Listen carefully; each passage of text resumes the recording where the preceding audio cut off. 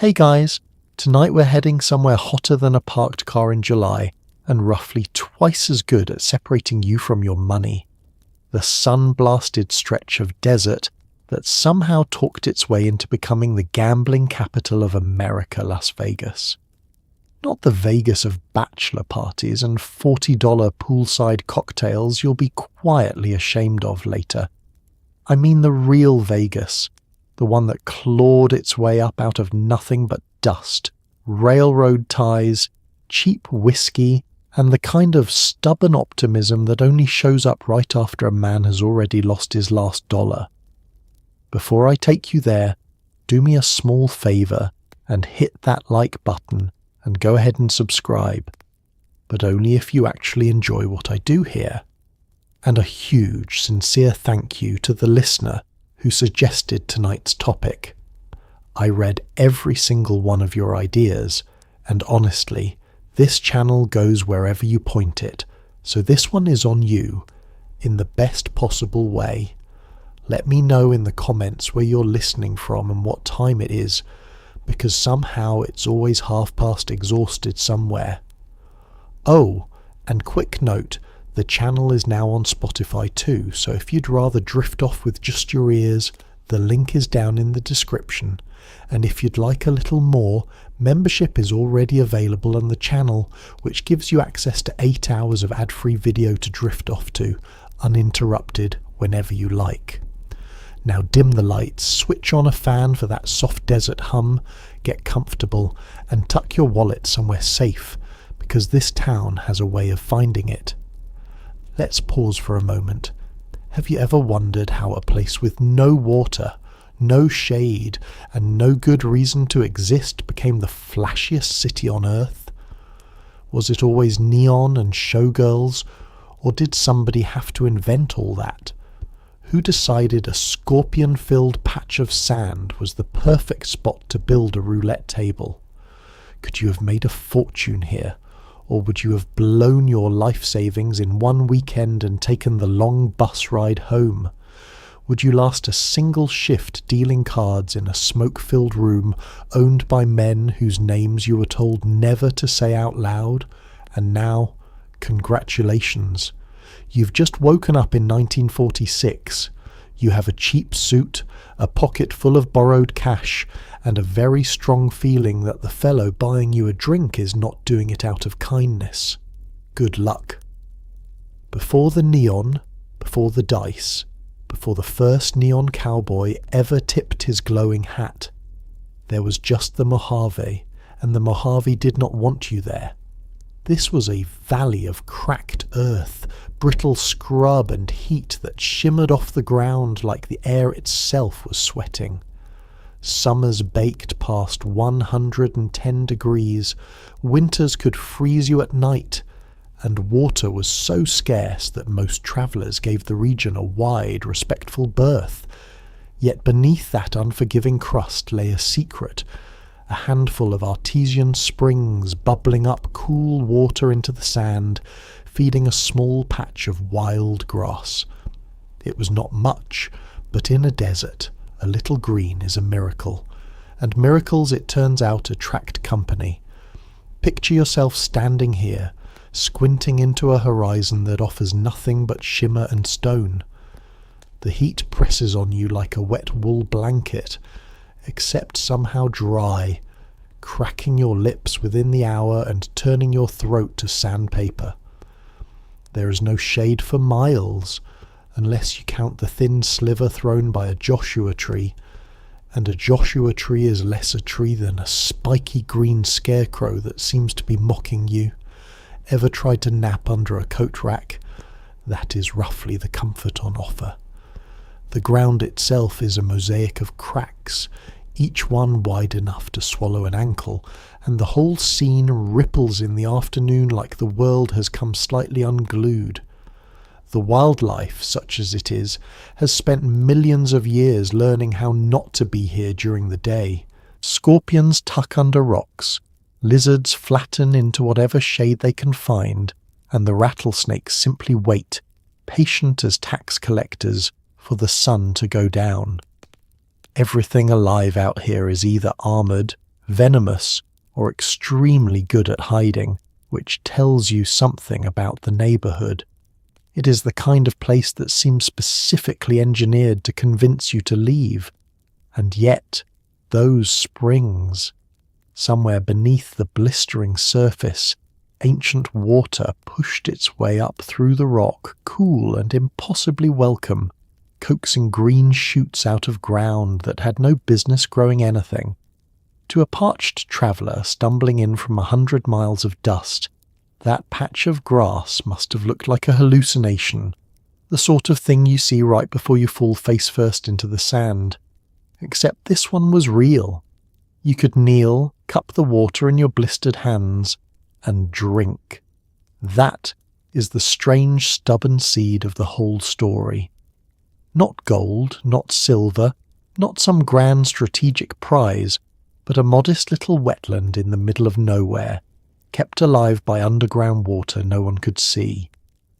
Every empire of neon that would eventually rise here, every fountain, every rooftop pool full of tourists, every gallon of water poured over ice into an overpriced cocktail, traces back to that quiet green smudge on the map. The desert, of course, had no idea what was coming. It had spent countless millennia successfully discouraging human settlement through the simple, reliable strategy of being completely unlivable. It had won every round for longer than anyone could count. But water changes the math, and thirsty people will forgive a place almost anything if it promises them a drink. The Mojave had accidentally left the door open, and in the long, patient history of terrible decisions made by hopeful humans, walking through that door would prove to be one of the most spectacular. The meadow was about to get very famous, and it never asked for any of it. For thousands of years the southern Paiute knew this land intimately, moving with the seasons, harvesting mesquite beans, and treating those precious springs as the lifeline they were. Then, in the early 1800s, came outsiders following a punishing trade route between New Mexico and California, a track that would become known as the Old Spanish Trail. In 1829, a young scout named Rafael Rivera is said to have wandered off the main path and stumbled onto the green oasis, and the Spanish-speaking travelers gave it a simple, hopeful name, Las Vegas, meaning the meadows. It is a beautiful irony worth savouring. The city that would one day drown itself in artificial light was named after a quiet field of grass. Let us sit with that for a moment, because the joke only gets better with time. Las Vegas, the meadows. Not Las Vegas, the endless casino. Not Las Vegas, the 24-hour buffet of regret. The meadows. It is the sort of name you would give a peaceful retirement community, all soft grass and gentle breezes, and instead it got welded onto the most frantic city in America. Naming this place the Meadows is like naming a hurricane Gentle Breeze, or calling your enormous drooling guard dog Whiskers. The label never quite recovered from the mismatch. For the people crossing the Old Spanish Trail, though, the name was pure gratitude. Imagine you are one of them, weeks into a brutal journey, your pack animals staggering, your water long gone warm and then simply gone. The trail behind you is a graveyard of good intentions, and then, against all odds, you crest a rise and see it. Green, actual green, with water you can hear before you see it. You would name that place something hopeful too. You might name it after the closest thing to heaven your dry, cracked brain could summon. The Paiute, of course, had been living with these springs sustainably for generations, which is worth remembering whenever the story gets told as though Rivera discovered an empty patch of nothing. It was not empty. It was known, mapped in memory, woven into a way of life that understood the desert far better than any of the newcomers ever would. The outsiders did not find the meadows so much as plunder. into a place other people had been carefully tending all along. It is a pattern you will see again and again in this story, right up to the men in sharp suits. But the names stuck, and names have power. A spot with a name on a trail becomes a landmark. A landmark becomes a stop. A stop becomes a place people expect to be there, a fixed point in the shifting sand. Every traveller who paused at the meadows to water their animals and refill their canteens was quietly voting for this patch of desert to matter, one dusty visit at a time. None of them naturally had the faintest idea what they were setting in motion. They were just trying to survive the crossing, to reach California with their lives and their livestock more or less intact. The idea that their little rest stop would someday feature dancing fountains and a fake Eiffel Tower would have struck them as the raving of a sunstruck lunatic. And honestly, fair enough. If you told a 19th century mule driver that the meadows would one day host a pyramid shooting a beam of light into space, he would have checked your canteen for something stronger than water. Yet the seed was planted gently, in a field of grass, by tired people who only wanted a drink and a name for the miracle. The first people to seriously try to settle the meadows were not gamblers or gunslingers, but devout Mormon missionaries sent south from Salt Lake City in 1855. They built an adobe fort near the springs, planted crops, and set about the noble work of farming a place that had no interest in being farmed. It went about as well as you would expect. The heat was merciless, the soil stubborn. The lead they tried to mine nearby was too impure to bother with, and relations with the local Paiute grew strained. Within a few short years the mission was abandoned, the fort left half empty and crumbling. The desert had won the first round, and it would be decades before anyone tried again. Imagine the optimism it took to volunteer for this. You're a missionary, handed an assignment that amounts to go into the hottest, driest, least cooperative valley we can find, and there, please build civilization. It is roughly the same energy as being told to open a snow cone stand on the surface of the sun. You pack your tools, your seeds, your faith, and you march off to make the desert bloom, armed mostly with hope and a deep misunderstanding of what you're walking into. The fort itself was a genuine achievement. Thick adobe walls raised by hand in punishing heat, sweat evaporating before it could even drip. Building anything out here meant mixing mud and straw under a sun that seemed personally offended by your presence, then stacking bricks while your shirt fused permanently to your back. It is the kind of manual labour that makes a modern gym membership look like an insult to actual effort. These men worked themselves raw, and the walls they raised were solid. The farming, however, was where hope went to die. The soil out here does not want your seeds. It wants your seeds to suffer. Water the crops and the heat bakes the moisture away before the roots can drink. Coax a few green shoots up and the relentless sun scorches them flat.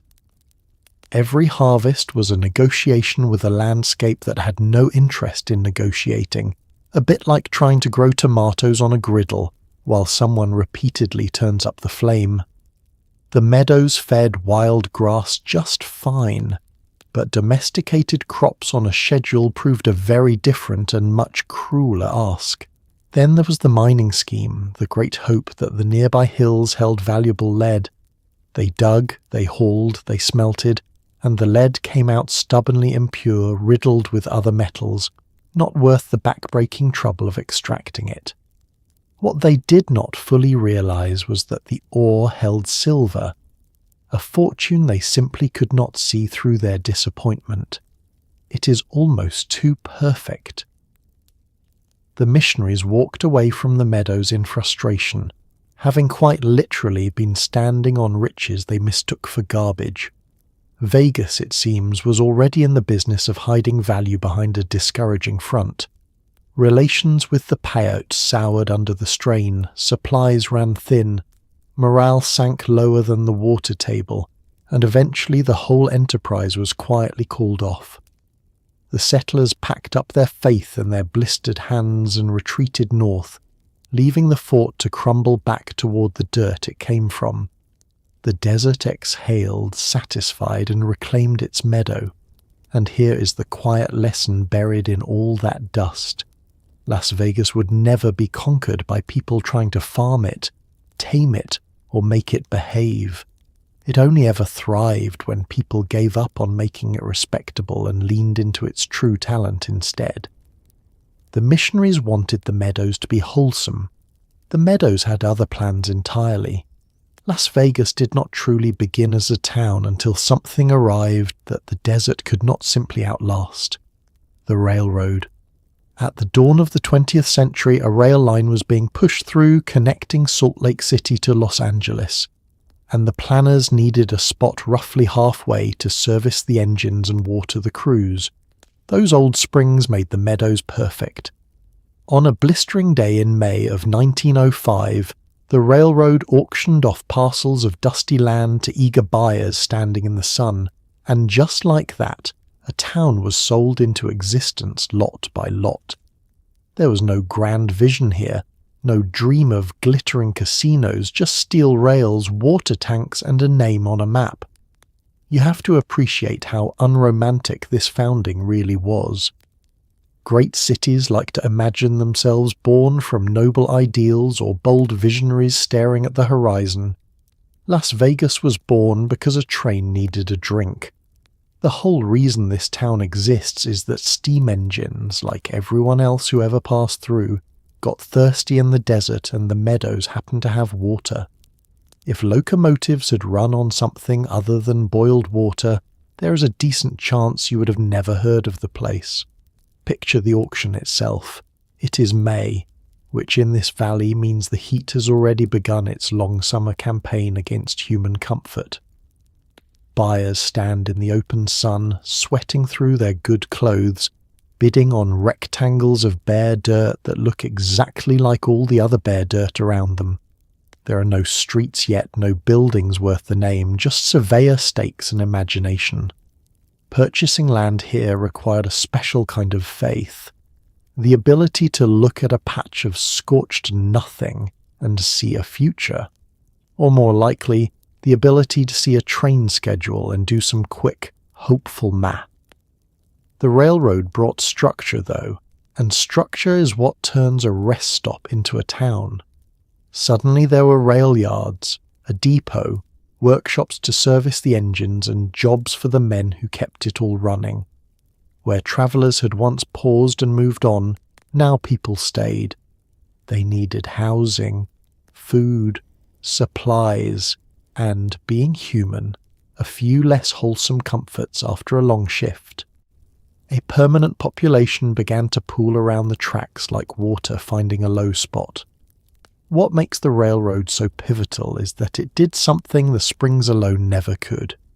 It anchored the place to the wider world. Before the rails, the meadows were a lonely dot on a punishing trail, isolated and easy to abandon, as the missionaries had proven. After the rails, Las Vegas was a node on a mighty network, plugged directly into the commerce and movement of a growing nation. Goods flowed in, people flowed through, and the town gained a heartbeat that did not depend on the whims of the weather. Still, let us not oversell the glamour. Early railroad-era Las Vegas was a hot, dusty, hard-drinking little settlement, whose main charm was that a train stopped there. The grand resorts were decades away, unimaginable to the sunburned buyers sweating through that first auction. What existed was raw, rough, and functional, a service town for a machine, wearing its purpose plainly. But the essential trick had been performed. A place that the desert had successfully discouraged for centuries now had a reason to persist, a reason made of steel and steam and thirst. The train had drawn a line in the sand, and this time the line stayed drawn. The meadows had finally, permanently become a somewhere.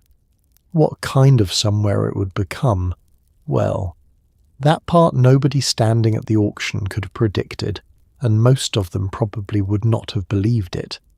A railroad town in the early 1900s was a rough, thirsty, restless place, and Las Vegas was no exception. The men who laid track and worked the yards wanted three things after a long shift: a drink, a game, and companionship, and the town obligingly provided all three in a tidy little district known as Block 16. Here, saloons ran day and night, back rooms rattled with dice and cards, and the line between legal and illegal was less a wall than a suggestion. This was the seed of everything. Long before anyone imagined a strip full of resorts, Las Vegas had already quietly figured out its true talent, giving people the vices that more respectable towns pretended not to want. Let us set the scene, because Block 16 deserved the proper introduction. Imagine a short stretch of street where the buildings lean close and the noise never fully stops. By day it simmers in the heat, quiet and a little seedy.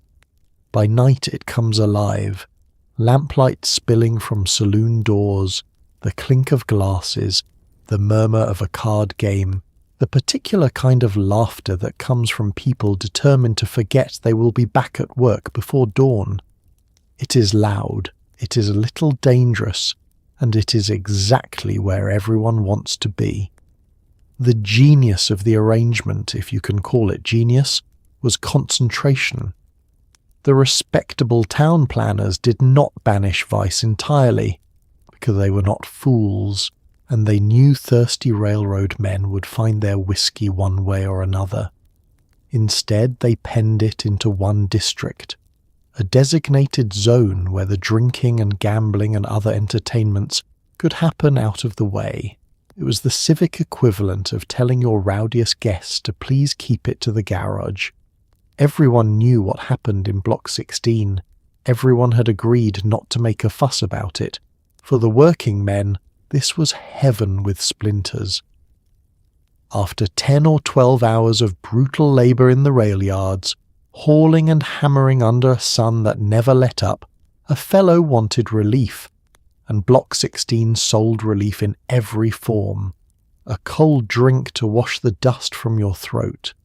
A hand of cards to feel, for one thrilling moment, like fortune might smile on you. It was the release valve for a town built on hard, grinding work, and it hissed steam every single night. The gambling in particular is worth pausing on, because this is the true origin point. Those backroom dice games and card tables were the humble ancestors of every gleaming casino that would ever rise on the strip. There were no chandeliers, no dancing fountains, no complimentary drinks delivered by roving staff. Just a rough table, a deck, and men wagering their wages against the odds and each other. The stakes were smaller, and the setting was grimmer, but the essential transaction, hope traded for the near certainty of loss, was already fully formed. Vegas learned to take your money in a dusty saloon long before it learned to do it in a marble palace. What is striking is how early the town found its real vocation. Other settlements dreamed of being centres of farming, or industry, or high-minded culture. Las Vegas tried the farming thing, remember, and the desert laughed it out of the valley. But vice took root immediately, and grew like the one crop the meadows could actually sustain. The town discovered that its true talent was not making things or growing things, but providing the pleasures that stricter places kept in the shadows. Block 16 eventually faded as the town grew and shifted, but its spirit never left. It simply changed clothes, traded its rough boards for neon, and its dust for carpet. The original sin, if we're calling it that, was baked in from the beginning. Las Vegas was always going to be the place where America came to misbehave. It just had not built the palaces yet. Here is the twist almost nobody expects. For a good stretch of its early life, gambling in Nevada was actually banned. In 1910, a wave of reform-minded morality swept the state, and lawmakers outlawed the games entirely, hoping to scrub the frontier clean. Naturally, this accomplished almost nothing. The card tables did not vanish. They simply slipped behind locked doors into back rooms and speakeasies, protected by a wink from the local sheriff and a shared understanding that the law was more of a costume than a cage. For roughly 2 decades, gambling in Las Vegas lived in this comfortable shadow, thriving precisely because everyone had agreed to pretend it was gone. Prohibition would soon add liquor to the same cozy arrangement. It is one of history's better jokes that Nevada, the state whose entire modern identity is built on gambling, once tried to ban the very thing that would make it famous. It is a bit like a bakery outlawing bread, or a lifeguard declaring the ocean off limits. The law existed on paper, stern and official, and in the actual world it functioned about as effectively as a screen door on a submarine. Reformers meant well. Reality had other plans. Picture how the ban worked in practice, which is to say, barely. A game that had rattled openly in a saloon simply moved to the room behind the saloon. The same players, the same dice, the same money-changing hands, just now with a door between them and the street, and a lookout who knew which knock meant trouble. If you wanted to gamble in Las Vegas during these years, you did not have to search hard. You had to know a guy, and everybody knew a guy. The secrecy was less a lock, and more a polite fiction everyone maintained together. The local law enforcement played its part in the theatre beautifully. A sheriff could stroll past a back room humming with illegal games and find himself suddenly conveniently hard of hearing. Raids happened, sure, usually with enough advance warning that the tables were cleared and the players scattered before anyone official arrived, leaving behind an innocent empty room and a great deal of shrugging. It was enforcement as performance art, a show put on for the reformers up north so everyone could agree the law was being respected. Nobody actually believed it, which was the entire point. This is where Las Vegas learned a skill it would rely on for decades to come, the art of doing forbidden business in plain sight, with the quiet blessing of the people supposedly stopping it. The town did not fight the ban head-on. It simply absorbed it, adapted to it, and carried on making money underneath it. Prohibition, arriving nationwide, slotted perfectly into this existing arrangement. Alcohol became illegal too, so it joined the gambling in the back rooms, and Las Vegas ran its speakeasies with the same practiced winking efficiency. 2 vices for the price of 1 convenient blind eye. There is something almost admirable in the sheer futility of trying to legislate this town into virtue. You could pass whatever laws you liked in the state capital. Down in the meadows the games went on, the drinks got poured, and the money kept flowing, because the demand was bottomless, and the desert had always been a place where official rules went to feel a bit silly. The ban did not clean up Las Vegas. It just taught Las Vegas to keep its true business behind a friendly closed door. So when we get to the moment that gambling becomes legal again, understand that nothing really changed on the ground. The games had never stopped. All that happened was the pretense finally caught up with the practice. Las Vegas has been running a wide-open gambling town all along. Soon it would just get permission to admit it, and being Las Vegas, it would admit it very loudly indeed. Then came the moment that quietly rewired the future of the entire American West. In March of 1931, deep in the misery of the Great Depression, Nevada made a calculated bet of its own. Broke, desperate, and watching tax revenue evaporate, the state legislature voted to legalize wide-open gambling, hoping to lure money out of pockets across the country. On the very same wave, they also loosened divorce laws to a scandalous degree, making Nevada the place to shed both your dollars and your spouse. It was a shameless, brilliant, faintly ridiculous gamble. Other states clutched their pearls. Nevada shrugged, dealt the cards, and waited to see who would show up. Spoiler, everyone eventually would. To understand this decision, you have to feel the desperation of the moment. The Great Depression had flattened the country. Banks failed, jobs vanished, and states watched their revenues dry up like puddles in the Mojave sun. Nevada, never rich to begin with, was in genuine trouble. When you're broke enough, the moral objections that felt so important in fatter years start to look like luxuries you can no longer afford. And so the state looked at the one thing it had always been good at, the vice it had spent 20 years pretending to ban, and thought, why not just tax it? It was frankly a stroke of cornered animal genius. Every backroom game already running in Las Vegas represented money changing hands entirely off the state's books. Legalize it, license it, tax it, and suddenly all that hidden activity becomes a revenue stream in broad daylight. Nevada did not create a gambling industry in 1931.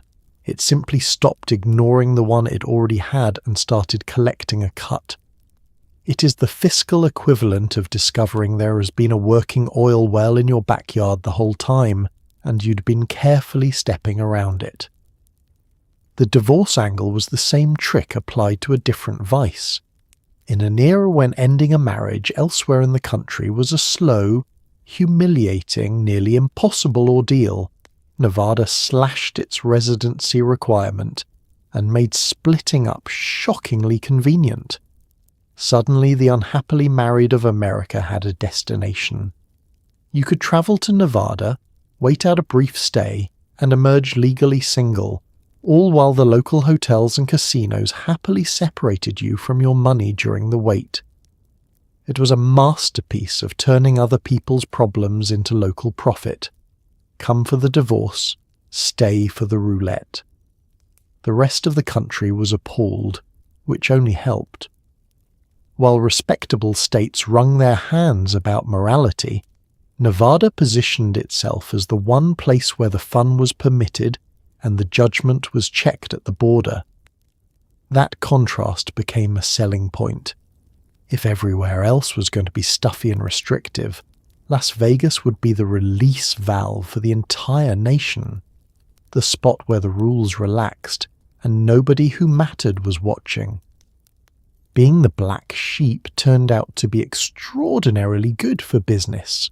What makes this moment so pivotal is that it took the town's shadow economy and gave it a foundation to build on. As long as gambling was illegal, it could only ever be backrooms and whispers, limited by its own secrecy. Legalize it, and you can build. You can invest.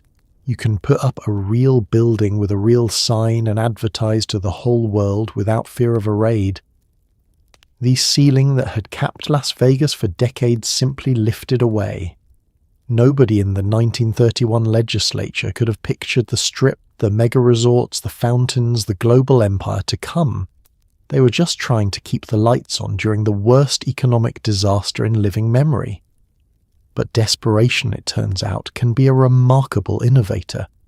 Nevada made a nervous, broke, faintly disreputable bet at rock bottom, and that single gamble laid the legal groundwork for everything the Meadows would eventually become. The house had, in a sense, placed the first wager, and the house, as always, was about to win. Legalized gambling was a spark, but sparks need fuel, and the fuel arrived in the form of the largest construction project the region had ever seen, the mighty Hoover Dam, then called Boulder Dam. Beginning in 1931, thousands of workers poured into the area to tame the Colorado River, and while the government built them a tidy buttoned-up settlement called Boulder City, where gambling and drinking were forbidden, the workers had other ideas. On their days off, they drove straight into Las Vegas to spend their hard-earned pay on exactly the things Boulder City denied them. The dam gave Las Vegas its first reliable flood of customers and, just as importantly, cheap electricity. The town was about to get very, very bright. The timing here is almost suspiciously perfect. In the very same year Nevada legalized gambling, a colossal federal project descended on the doorstep, bringing with it an army of workers with wages in their pockets and a powerful thirst for release. It is as if the universe looked at the meadows, freshly permitted to run its games in the open, and said, "Here, have thousands of paying customers to get you started." Las Vegas did not have to go looking for its first big crowd. The crowd came to pour concrete and stayed to lose money. Consider the sheer scale of what was happening a short drive away. Building the dam meant taming one of the mightiest rivers in the West, a job so massive it verged on the absurd. Workers laboured in blistering canyon heat, clinging to cliffs, pouring concrete in quantities hard to picture, doing dangerous, exhausting, deadly work day after day. It was one of the great engineering feats of the age, and the men who accomplished it were tired, sweaty, and very much in need of somewhere to blow off steam once their shift ended. Here is where the government made a delightful miscalculation. Anticipating that a project full of rough labourers might attract vice, the authorities built Boulder City as a clean, orderly company town, a place of rules and wholesomeness where gambling and liquor were strictly forbidden. The intention was noble. The result was that they had built a dam of temptation with Las Vegas sitting right there as the spillway. Ban a hard-working man from having any fun where he lives, and he will simply drive to where the fun is legal. It is human nature, and human nature had a car and a day off. So every payday, a steady stream of dam workers rolled into Las Vegas to enjoy precisely what Boulder City denied them. They drank the drinks, played the games, and spent their wages in the saloons and gambling halls, injecting a reliable current of cash into the young legal industry. Boulder City's strict virtue was, in effect, a marketing campaign for Las Vegas sin. The tighter one town squeezed, the more business squirted over to the other. You could not have designed a better arrangement if you tried, though nobody had actually tried. It just happened. But the workers were only half the gift. The dam's true, lasting legacy for Las Vegas was power. Hoover Dam was built to generate electricity on an enormous scale, and suddenly this remote desert town had access to cheap, abundant energy, the exact resource a city of dazzling lights would one day devour by the ton. Every future neon sign, every glowing marquee, every illuminated fountain and blazing casino floor would run on power that traced back to the water thundering through that dam. The desert had always had sun. Now it had electricity, and it was about to combine the two into something that could be seen from space. The dam also brought roads, infrastructure, and a lasting sense that this corner of the desert was worth investing in. A town that had scraped by on railroad thirst and backroom games now had a genuine economic engine humming next door. The workers would eventually finish and move on, but the power stayed, the reputation stayed, and the habit of coming to Las Vegas for a good time was now firmly established across the region. The Meadows had been handed a customer base and a power supply in one stroke. All that remained was to plug in the lights. As the dam money flowed and the visitors kept coming, downtown Las Vegas began to transform. The heart of it all was Fremont Street, where small clubs and casinos crowded together, each trying to outshine its neighbour with electric signs. This was the true birthplace of the glow, the strip of pavement that would later be nicknamed Glitter Gulch for the sheer wattage crammed into a few short blocks. Gamblers wandered from one smoky room to the next, chasing luck under buzzing bulbs, while the desert night pressed dark and quiet just beyond the last street lamp. It was modest by later standards, but for a dusty railroad town, Fremont Street felt like a carnival that refused to close.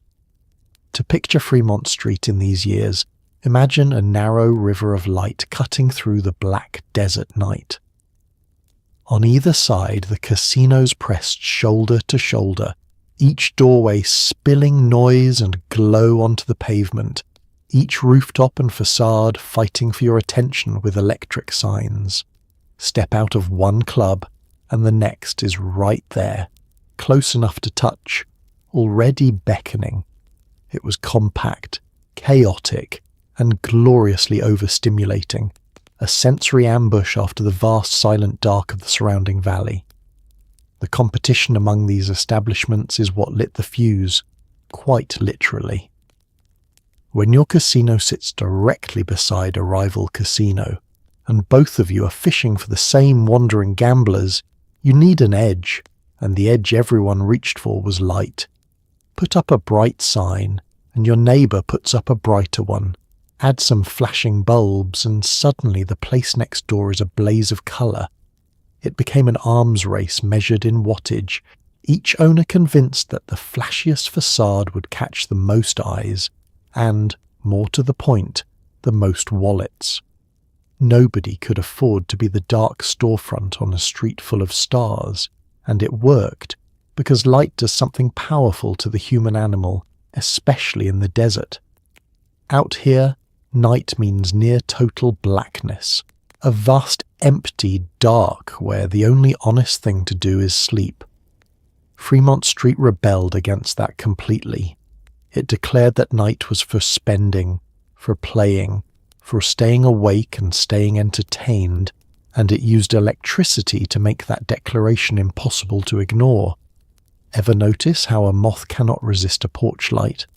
Fremont Street ran on the same principle, except the moths had paychecks. The nickname Glitter Gulch captured it perfectly, that mix of frontier grit and dazzling excess. This was still a rough desert town, dusty and unpolished, and yet crammed into these few blocks was more light and glamour than most cities could muster. The contrast was the whole charm. You could drive across 100 miles of silent, empty nothing and arrive at this improbable little canyon of neon roaring away in the middle of the wasteland. It made no logical sense, which was exactly why it delighted people. Inside those glowing rooms, the actual business proceeded as it always had. The smoke hung thick, the cards flipped, the dice tumbled, the wheels spun, and money migrated steadily from visitors to the house. The lights out front were the lure, bright and cheerful and welcoming, and the tables inside were the point, patient and mathematical and undefeated. Fremont Street perfected a formula Las Vegas would use forever. Dazzle them at the door, then quietly take their money once they are through it. For all its energy, though, Fremont Street was still thinking small. These were modest clubs and casinos, downtown establishments serving the crowds who came by rail or rolled in from the dam. The truly enormous dreams, the resorts and pools and sprawling palaces had not yet occurred to anyone. The action was here, in the tight, bright heart of downtown, and it seemed like the natural centre of gravity for the whole town. Everyone assumed Las Vegas would always revolve around this glittering gulch. They were wrong, of course. While Fremont Street blazed away downtown, a lonely stretch of highway on the edge of town was sitting quiet and dark, waiting for someone to notice its potential. The glow had been born on Fremont Street, but it was about to pack up and move somewhere with a lot more room to spread out. Las Vegas had one more piece of extraordinary luck built right into its geography. A straight shot of highway leading to a city bursting with cash and restless dreamers, Los Angeles. Highway 91 carried a steady stream of Californians eastward across the desert, and a clever entrepreneur soon realized that these travelers were hitting the edge of town before they ever reached downtown. If you could catch them first, right there on the open road, you could pull them in before Fremont Street ever got the chance. That dusty stretch of highway just outside the city limits was about to become the most valuable real estate in the desert, though almost nobody had noticed it yet. Geography, it turns out, had been quietly dealing Las Vegas a winning hand this entire time. First the springs, then the railroad, then the dam, and now this, a direct road to one of the fastest-growing, most cash-soaked cities in America. Los Angeles was booming, full of people with money and a powerful appetite for entertainment, and the highway laid a convenient ribbon of asphalt straight from their world to the meadows. If Las Vegas had wanted to design the perfect supply line of eager customers, it could hardly have done better than a paved road to Hollywood's doorstep. Think about who was making that drive. Not weary railroad men or dam labourers this time, but Californians, many of them with real money and a taste for glamour, looking for a weekend of the fun their own state made harder to find. They pointed their cars east, crossed the shimmering desert, and arrived in Las Vegas primed to spend. It was a fundamentally different and richer kind of visitor, and they arrived by the carload. The town had graduated from serving thirsty workers to hosting pleasure-seeking tourists, and the difference in their wallets was substantial. Here is the crucial detail, the one that would remake the city. These drivers coming in from Los Angeles reached the outskirts of Las Vegas before they ever got downtown to Fremont Street. They passed through that empty edge-of-town stretch first, tired from hours of desert driving, ready to stop, and there was nothing out there to catch them.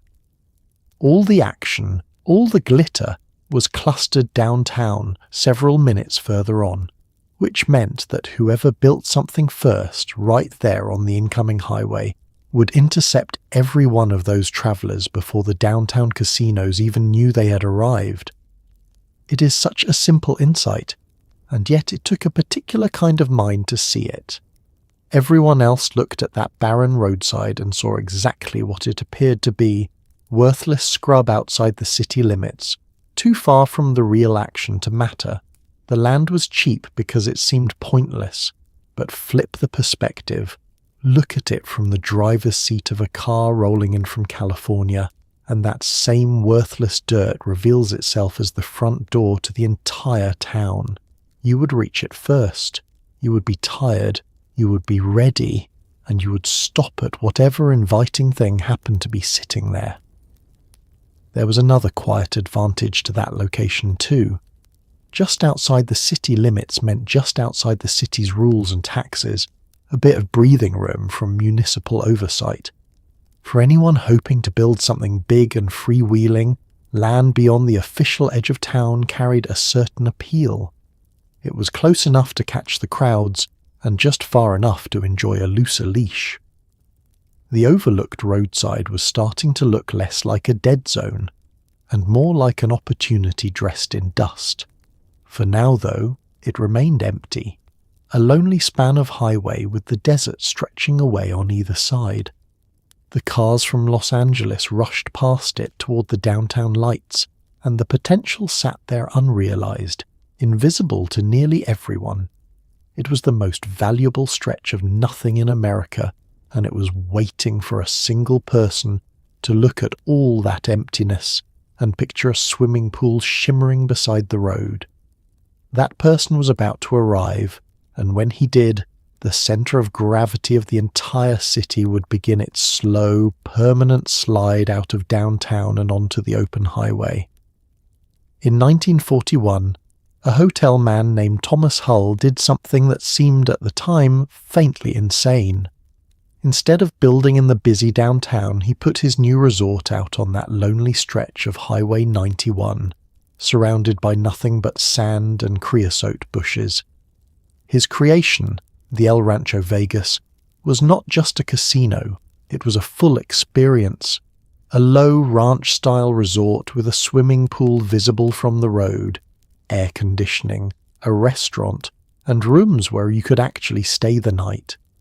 The pool was the masterstroke, a shimmering blue promise waving down exhausted, sweating drivers. Hull had accidentally invented the blueprint for the Strip, and the desert roadside would never be empty again.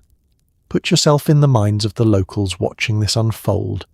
Here is a respected hotel man, someone who presumably knows the business, and he has chosen to build his resort out in the middle of nowhere, past the edge of town where the only neighbours are lizards and the occasional confused tumbleweed. Downtown had the crowds, the lights, the established action. Hull looked at all that and said, "No thank you, I will take the empty dirt by the road." It seemed like the decision of a man who had spent a little too long in the sun. But Hull was seeing something the skeptics were not. He understood those Los Angeles drivers, understood how they arrived hot, tired, and ready to stop before they ever reached downtown. And he understood something even more important, that people did not just want a smoky room to gamble in. They wanted comfort, escape, a whole experience wrapped around the gambling. So he did not build a mere casino, he built a resort, and the difference is everything. The pool was the stroke of genius, and it deserves its own moment of appreciation. Imagine you are one of those drivers, crossing miles of blistering desert, the heat pouring through the windshield, your shirt soaked, your patience gone. And there, rising out of the scrub beside the road, is a shimmer of impossible blue water, cool and clear and beckoning. It is a mirage that turns out to be real. After that drive, resisting it would take superhuman willpower, and Hull was betting, correctly, that most people had no such thing. The pool was not decoration. It was bait, and it was irresistible. Then there was the air conditioning, which in this valley is less a luxury than a form of mercy. To offer a cool, comfortable refuge from the murderous heat was to offer something people would pay dearly for and remember fondly. Combine that with a proper restaurant and actual rooms to sleep in, and Hull had created a place you did not simply visit for an hour. You could arrive, cool off, swim, eat, gamble, and stay the night, all in one self-contained oasis. He had bundled the entire desert getaway into a single stop. This is the true birth of the Las Vegas resort model, the idea that would eventually balloon into the mega resorts of later decades. Hull grasped the core principle first, that the gambling goes down easier when it is surrounded by pleasure. Give people a pool, a cool room, a good meal, and a comfortable bed, and they relax. And relaxed people, happy people, people who feel pampered and at ease, are far more generous with their money at the tables. The resort exists to soften you up. The house collects either way. The ranch styling suited the moment too. All low buildings and rustic western charm, a fantasy of the frontier for visitors who wanted the romance without the hardship. It felt like a destination, a place with character, not just a building where you lost money. Hull had wrapped the whole enterprise in a theme, another idea Las Vegas would run with for the rest of its life. The El Rancho Vegas proved the impossible was not only possible but profitable. That worthless roadside, that empty dirt everyone had dismissed, suddenly hosted a thriving resort pulling in the incoming crowds exactly as Hull had predicted. The lonely stretch of Highway 91 had its first jewel, and it would not be the last. Hull had lit the way, and the imitators were already sharpening their pencils. El Rancho Vegas proved the idea worked, and imitators followed fast.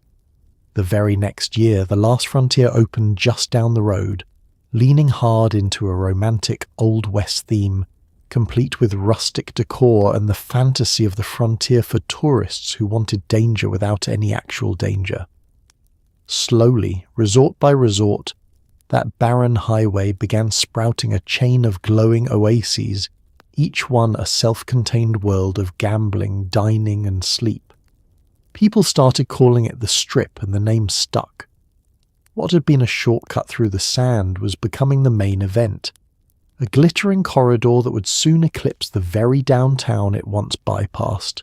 Success in Las Vegas has always attracted company the way a full picnic table attracts ants, and Thomas Hull's triumph did not go unnoticed for long. If one resort on the empty highway could thrive, why not another?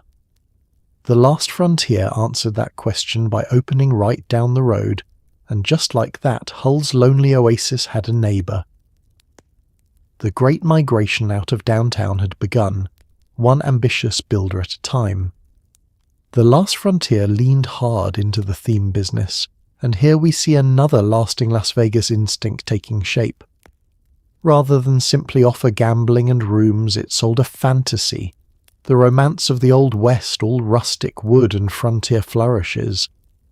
Visitors could pretend for a weekend that they had stepped into some rugged tale of cowboys and saloons, minus the dysentery, the gunfights, and the very real possibility of dying young. It was the frontier with room service, danger you could admire from a comfortable chair. People adored it. This is a trick Las Vegas would refine endlessly in the decades to come, the art of selling a themed fantasy alongside the gambling. Give people a story to step inside, a world that feels different from their ordinary lives, and the whole experience becomes more intoxicating. You're not just losing money at a table. You're a frontier adventurer, a high roller, a character in something grander. The theme is the wrapping paper, and Las Vegas learned early that a gift feels more exciting when it is beautifully wrapped, even if the gift itself is a slow, cheerful emptying of your wallet. As more resorts joined the parade, that stretch of Highway 91 began its transformation into something with a name and an identity. Each new establishment was its own complete little world, offering everything a visitor could want without ever needing to leave. Gambling inside, dining inside, sleeping inside, swimming inside. String enough of these self-contained oases along a single road, and you get something remarkable, a corridor of pleasure blazing away in the desert night, each glowing outpost separated by a stretch of dark scrub. The nickname arrived naturally, the way good nicknames do. People started calling this resort-lined stretch the Strip, a simple, casual word that somehow captured it perfectly. A strip of highway, a strip of light, a strip of non-stop entertainment. The name stuck fast and hard, and it would eventually become one of the most famous words in American tourism. Not bad for a description of a road that most people had recently considered worthless. The deeper shift here is one of gravity. For years, downtown Fremont Street had been the undisputed heart of Las Vegas, the bright center around which everything revolved. But the Strip was pulling that center outward, toward the incoming crowds, toward the open land where a resort could sprawl as wide as its owner dared to dream. Downtown was cramped, its lots small and its buildings packed. The Strip had room, endless desert room, space to build bigger and grander with each passing year. That freedom would prove decisive. Downtown did not know it yet, but it was being quietly dethroned. The action, the money, the glamour and the ambition were migrating steadily out to the highway, and they would never come back. The Strip was young and still fairly modest, a handful of themed resorts along a dusty road, but the trajectory was set. What had begun as a shortcut through the sand was becoming the beating heart of the entire city. And the men who truly understood what this new frontier could become were already on their way, arriving in sharp suits with thick wallets and very quiet business. While hoteliers dreamed of pools and neon, another kind of investor was watching Las Vegas with keen, calculating eyes. Organized crime had spent years running illegal gambling operations back east, always looking over their shoulders, always one raid away from ruin. And here was Nevada, offering the astonishing gift of legal gambling, a place where the very thing that got you arrested in Chicago or New York was blessed by the state and printed on a license. To these men, Las Vegas was not a vacation. It was an opportunity, a chance to run their trade in the open sunlight, laundering both money and reputation. They arrived quietly, wallets thick, smiles thin, and the town would spend decades tangled in their embrace. To grasp why these men found Las Vegas so irresistible, you have to understand the daily grief of running an illegal gambling operation everywhere else. Back east, the games were profitable but perpetually endangered.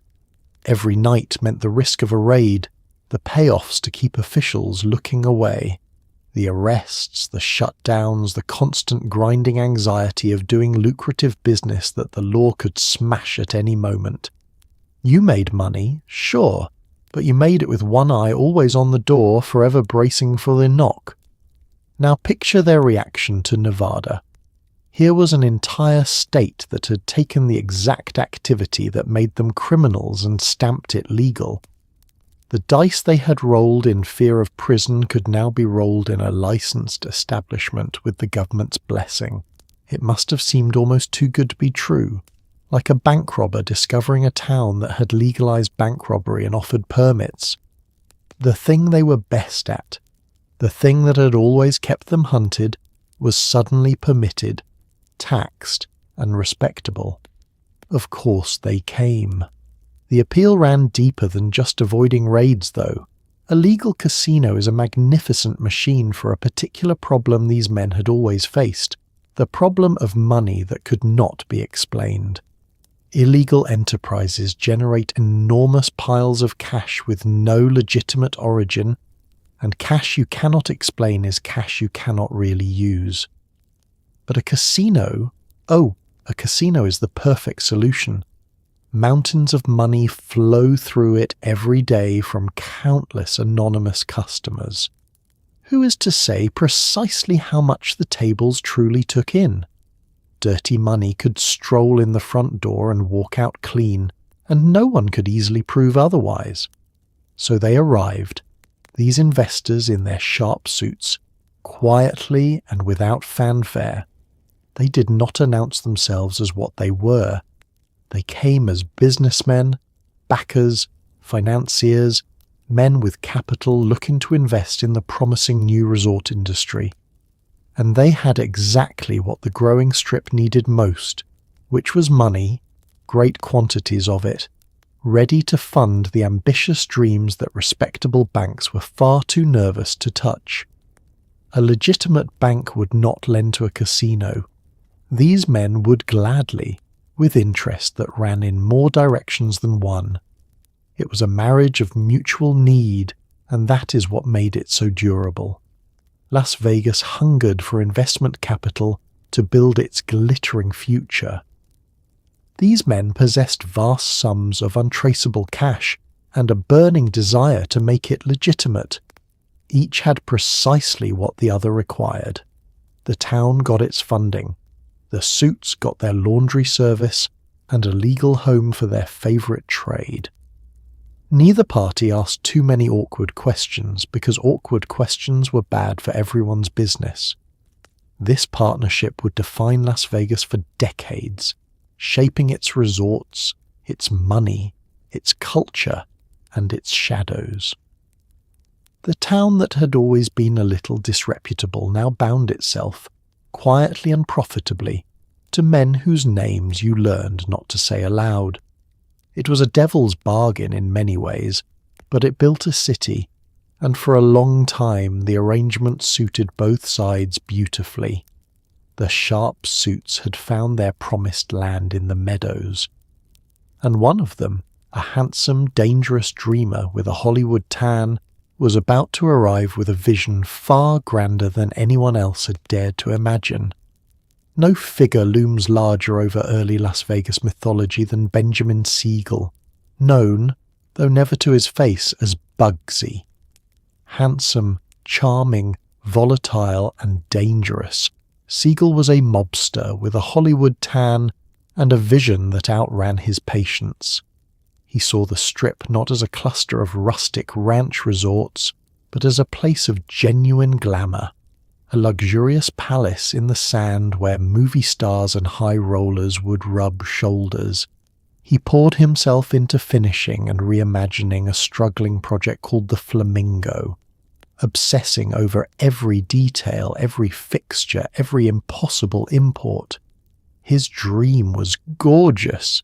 His budget was a catastrophe. And the men who were funding him were not known for their forgiveness. Siegel was a genuinely compelling figure, the kind history loves to mythologize until the real man vanishes behind the legend.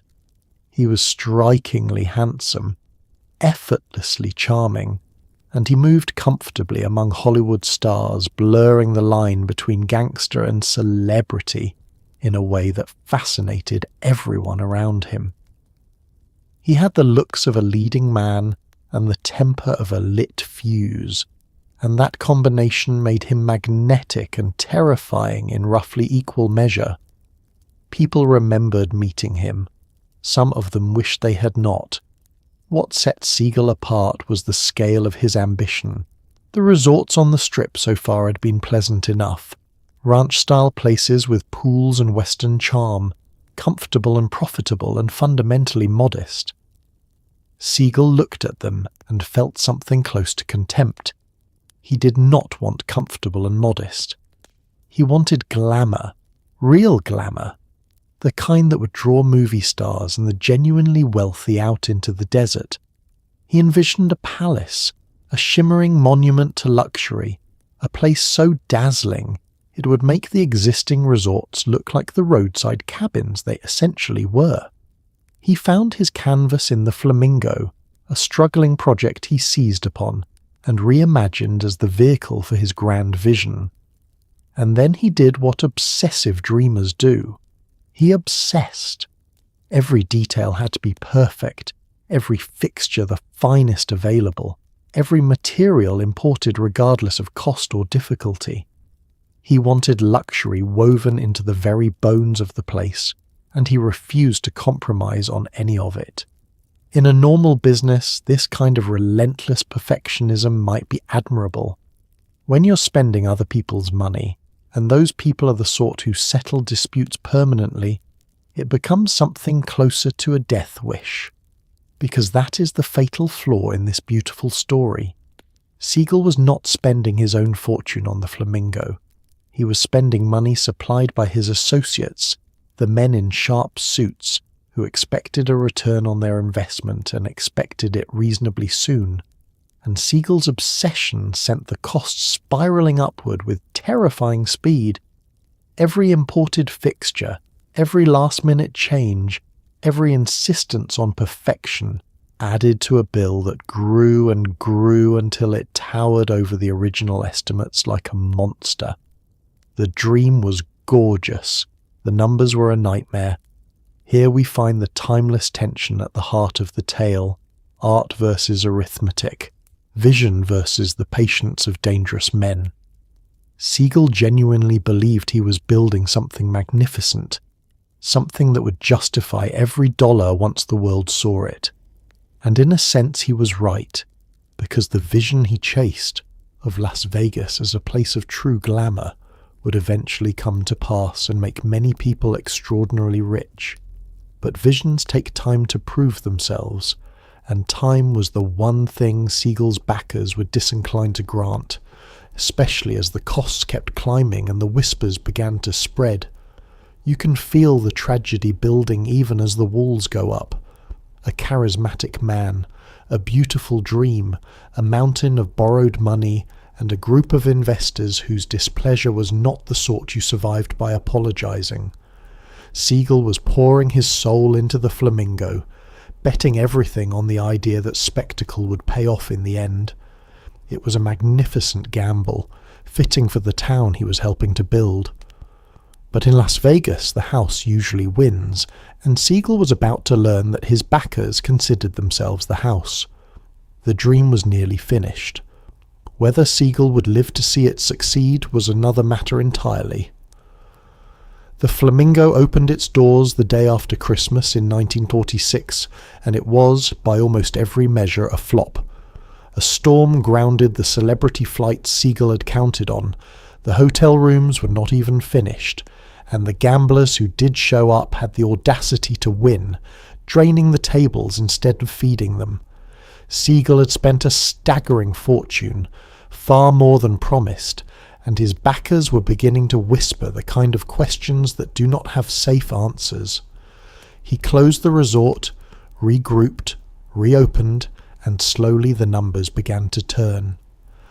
But for Bugsy Siegel, the recovery came too late. The bill for his beautiful dream was about to be collected in full. The opening was a disaster of almost comic proportions, the kind of night where everything that could go wrong lined up politely and took turns. Siegel had staked his grand debut on a glittering crowd of Hollywood stars flying in to lend the Flamingo instant glamour, the celebrity sparkle that would announce his palace to the world. Then the weather intervened. A storm grounded the flights, and the stars Siegel had counted on simply never arrived. The centerpiece of his big night evaporated into the clouds, leaving him to open his dream to a crowd conspicuously short on the dazzle he had promised. It got worse from there. The hotel rooms, the whole point of a destination resort, were not even finished, which meant the visitors who did come had nowhere to stay the night. They could gamble, but then they had to leave, taking their potential losses elsewhere. A casino wants you to stay, to linger, to keep playing well past the hour when good judgment goes to sleep. An unfinished hotel sends your customers away right when the night should be getting expensive. Siegel had built a trap with no way to keep the prey inside. And then came the final indignity, the one that must have felt like the universe mocking him personally. The gamblers who did show up, the ones playing at his beautiful tables, had the sheer nerve to win. The dice fell their way, the cards smiled on them, and money flowed out of the casino instead of into it. Now, over time, the house always wins. This is mathematical law. But on any given night, luck can swing against the casino, and on Siegel's cursed opening, it swung hard. His grand debut actually lost money at the tables, which is a bit like a shark starving at an all-you-can-eat buffet. Deeply unnatural, and a very bad omen. Put it all together. The absent stars, the unfinished rooms, the gamblers walking away richer, and the Flamingo's opening was an unambiguous flop. For most failed businesses, this means bankruptcy, embarrassment, a sad, quiet closing. For Siegel, it meant something far more dangerous, because he had lost not his own money, but the money of men who did not accept losses gracefully. The staggering sums he had poured into his obsession had produced so far a very expensive embarrassment. And his backers had begun asking those quiet, pointed questions, the ones that hang in the air and do not have any answer that ends well. To his credit, Siegel did not simply surrender. He closed the resort, regrouped, worked to finish what he had started, and reopened with the hotel actually complete this time. And here is the bittersweet twist, the detail that turns the story from mere failure into genuine tragedy. It began to work. Slowly the Flamingo found its footing. The numbers started to improve. The vision Siegel had bet everything on was, against the odds, starting to prove itself right. Given a little more time, the palace in the sand might have become exactly the triumph he had imagined. But time was precisely what Siegel no longer had. His backers had watched him burn through a fortune, had endured the humiliating flop, had run out of the patience that was never abundant to begin with. In their arithmetic, the early recovery did not erase the enormous debt of trust he had squandered. The dream was finally turning around. The dreamer, however, had run out his string. The bill had come due, and in this town among these men, some bills were paid in a currency far heavier than money.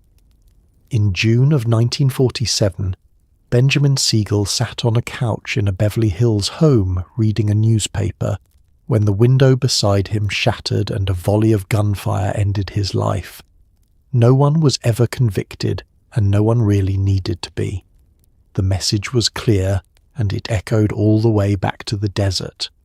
Within moments of the news reaching Las Vegas, associates calmly strolled into the Flamingo and announced they were now in charge.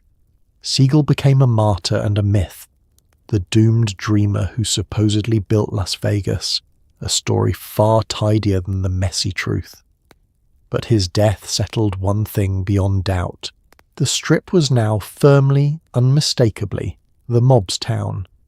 The killing itself carried a grim, deliberate theatre. Siegel was not ambushed in some dark alley or vanished quietly into the desert.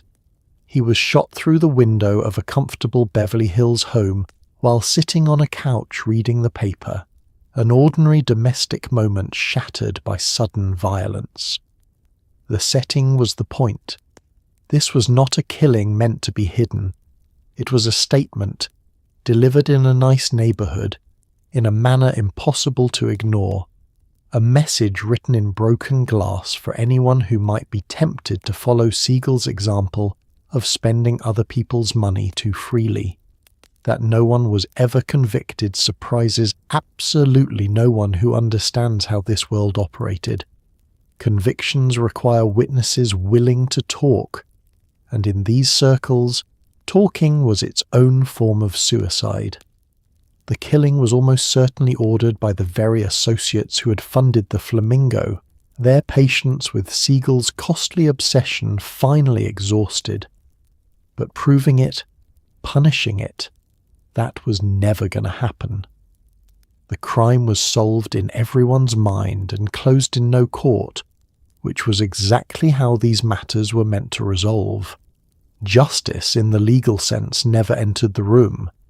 The detail that reveals everything, that tells you precisely what kind of world this was, is what happened next in Las Vegas. Within moments of the news arriving, associates simply walked into the Flamingo and announced that they were now running the place. Not a pause for grief, not a decent interval of mourning, not even a day of respectful silence. The body was barely cold before the resort changed hands with brisk, businesslike calm. It was the coldest imaginable proof that Siegel had always been a means to an end. The dream was never really his. The men behind him had merely been waiting to collect. And yet, in death, Siegel achieved something he never quite managed in life: transformation into legend. The messy, unflattering truth that he was a violent, obsessive man who overspent wildly and got himself killed for it gradually softened into a far more romantic tale. In the retelling, Siegel became the visionary founder, the doomed dreamer who single-handedly imagined Las Vegas and died for his beautiful ambition. It is a much better story than the reality. It is also mostly nonsense, a myth polished smooth by decades of retelling until the sharp, ugly facts wore away. The truth, as always, is more crowded and less flattering. Siegel did not build Las Vegas. The railroad helped build it, and the dam, and the state legislature, and Thomas Hull, and countless others who came before and after him. The Strip was already rising when Siegel arrived, and it would have kept rising had he never come at all. He was one figure among many, more colourful than most, but hardly the lone genius the legend insists upon. History adores a single dramatic hero, though, and Siegel, handsome and doomed, made an irresistible candidate for the role. What his death truly settled was the question of who ran the Strip, and the answer was now beyond any doubt. The men in sharp suits had demonstrated, in the most vivid way possible, that they controlled this town completely. They could fund a resort, install a frontman, and remove him with bullets the instant he became inconvenient, all without consequence. The Flamingo passed smoothly into their hands, and the message rippled outward to everyone in the business. Las Vegas belonged to them now, and with their control absolute and their frontman conveniently martyred, they settled in to run their golden desert town exactly as they pleased, using a quiet, elegant trick that would make them richer than Siegel had ever dreamed. Now we arrive at the quiet mechanism that made the mob era spin, a trick so simple and so lucrative it is almost admirable in its nerve. It was called the skim. In a casino, mountains of cash flow through the counting rooms every single day, and if you control that room, you can simply take some off the top before anyone writes down the total. The taxman sees the smaller number. The hidden mountains of untaxed cash, meanwhile, get quietly packed into suitcases and carried back to bosses in distant cities. It was theft with no victim who would ever complain, invisible, elegant, and enormous. For years, the real business of Las Vegas was not the games, it was the counting. To appreciate the skim, you first have to appreciate the tidal wave of cash that pours through a casino. This is a business built almost entirely on physical money, coins and bills changing hands thousands upon thousands of times a day, flowing from customers to tables to cages to counting rooms in a ceaseless green river. No credit cards tracing every transaction, no digital records tallying each dollar, just enormous quantities of anonymous cash moving too fast for any outsider to follow. In a world like that, the person who controls the count controls the truth, because the count is the only record of how much there ever was. And that is the whole trick, breathtaking in its simplicity. Before anyone officially wrote down how much the casino had earned, before the total went into the books that the taxman would eventually see, someone in the counting room simply set aside a portion of the cash, a cut off the top, skimmed away like cream, removed from the count before the count was ever recorded. The official number, the one reported to the government, reflected only what remained after the skim. The rest had already vanished into suitcases, untaxed, unrecorded, and entirely untraceable. Think about how elegant that is as a crime, and I use elegant with a certain reluctant respect. There is no victim to raise the alarm. The gamblers lost their money fairly at the tables, exactly as they expected to. The casino still turned a healthy reported profit, and paid its taxes on that reported amount. Everything looked completely legitimate from the outside. The only party being cheated was the government, deprived of taxes on money it never knew existed, and the government could not miss what it could not see. A theft with no complaining victim is a theft that can run for years, and this one did. The suitcases are the detail that makes it all so vivid. The skimmed cash, the untaxed mountains removed before the count, got physically packed up and carried out of Las Vegas to the bosses waiting in distant cities. Real money in real bags hauled across the country, a quiet river of wealth flowing out of the desert to men who never showed their faces on the casino floor. The resorts of the Strip became engines pumping untaxed cash toward hidden owners far away, and the whole operation hummed along in plain sight, disguised as ordinary, legal, profitable business. This is the secret at the heart of the mob era, the thing that reveals what Las Vegas truly was during these years. On the surface, it was an entertainment town, a place of shows and gambling and glamorous nights out. Underneath, its most important function was serving as a machine for generating and hiding untaxed cash. The games, the lights, the entire dazzling spectacle were in a sense the elaborate cover for the real business happening in the counting rooms. The point was never really the roulette wheel. The point was the money that flowed past it and quietly disappeared.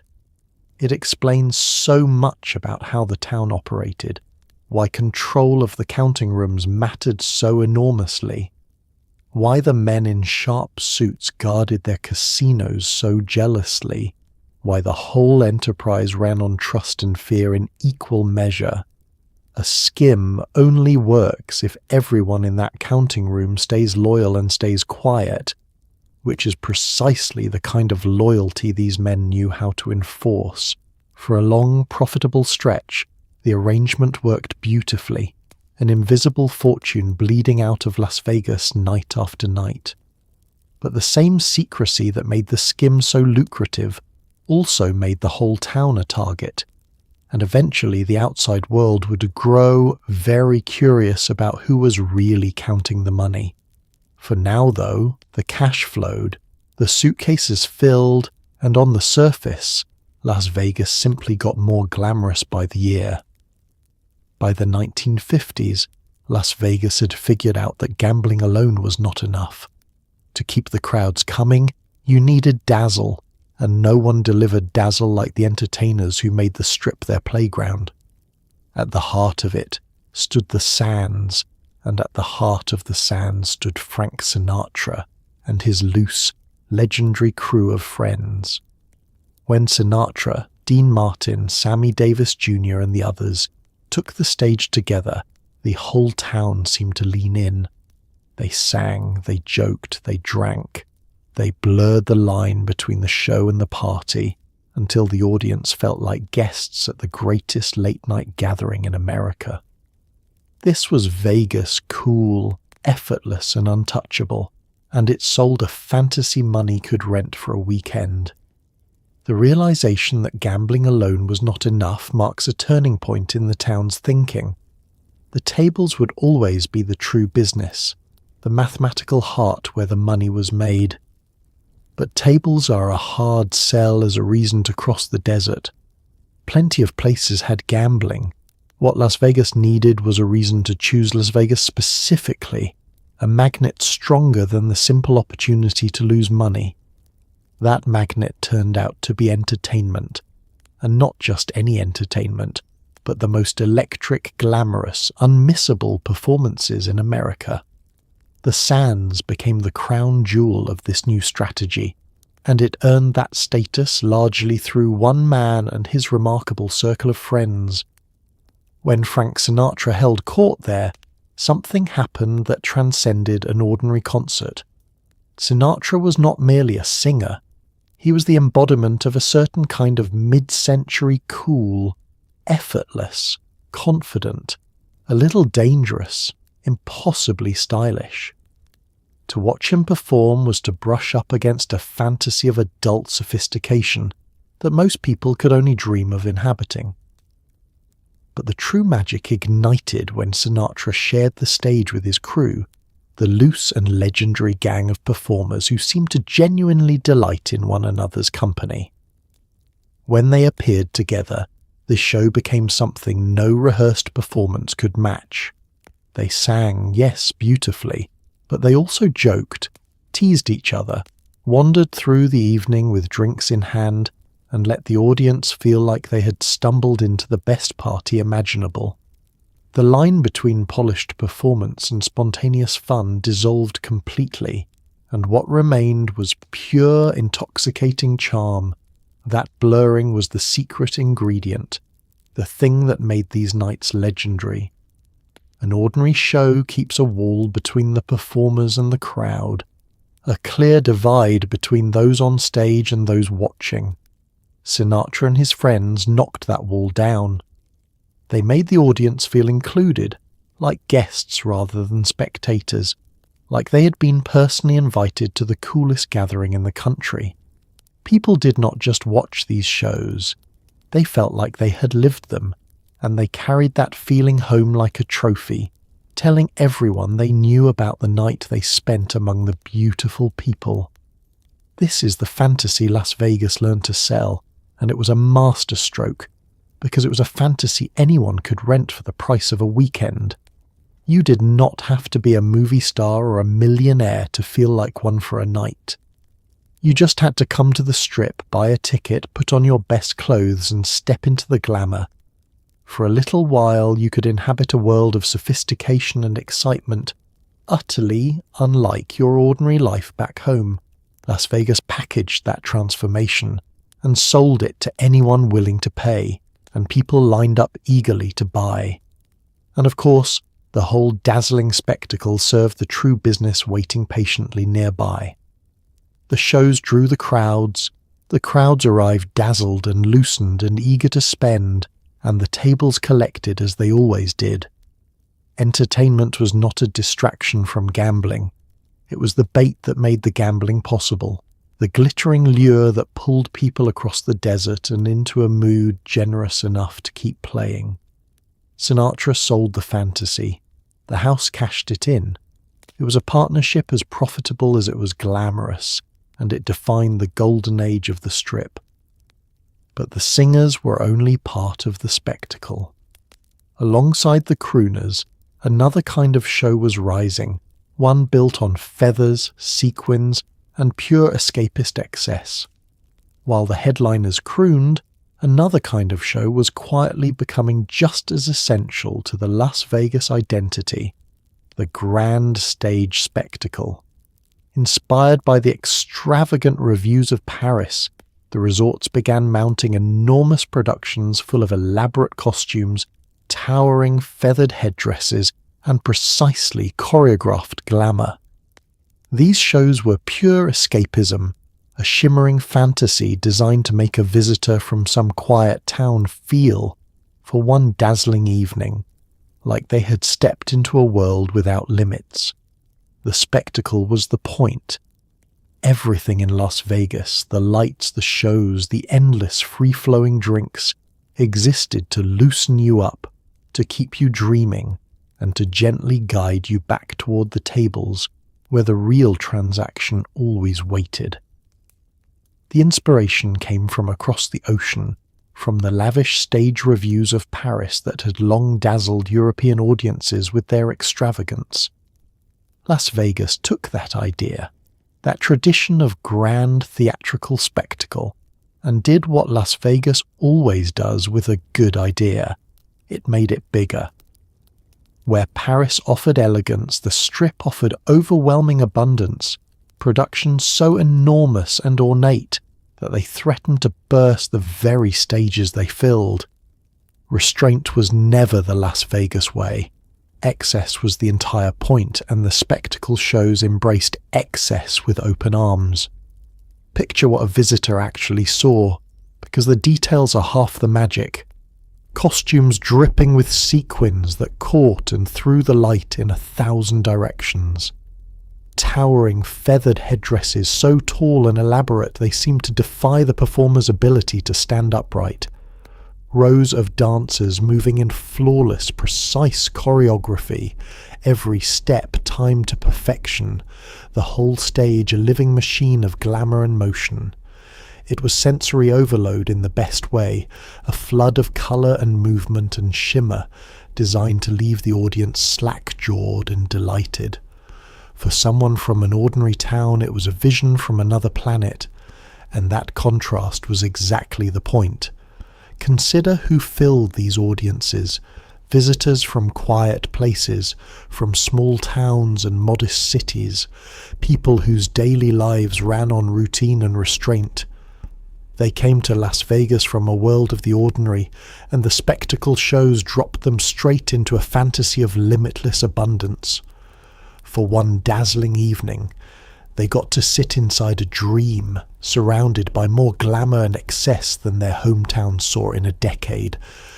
The show whispered a seductive promise that here, in this place, life had no limits and every extravagance was possible. That feeling, that intoxicating sense of stepping into a world without rules or restraint, was the product Las Vegas was truly selling.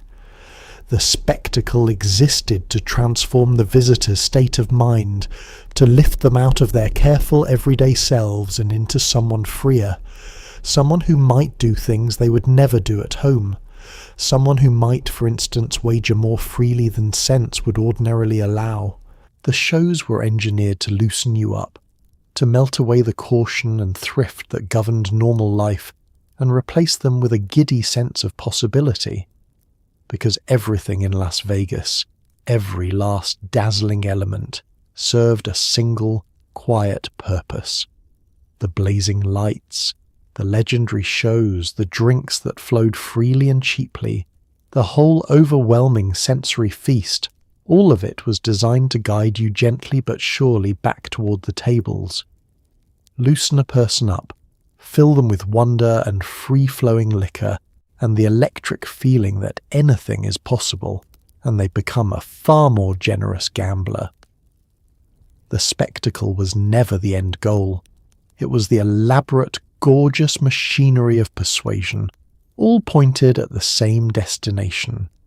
This is the deep genius of the town, the thing that separated it from a mere collection of gambling halls. Las Vegas understood that people do not part with their money easily when they feel cautious and clear-headed. So it built an entire environment engineered to dissolve caution, a total experience of dazzle and pleasure and abundance that put visitors in exactly the mood to keep playing. The feathers and sequins were not decoration. They were tools, beautiful instruments in a grand and profitable scheme. You came for the wonder, you stayed for the fantasy, and the house collected while you dreamed. And just when you think the town could not get any stranger in its pursuit of a crowd, it found a way to turn even nuclear weapons into a tourist attraction. Here is a chapter so strange it sounds invented, yet it is entirely real. Just a short drive north of the Strip sat a government testing site where the military detonated atomic bombs, and rather than hide in terror, Las Vegas threw a party.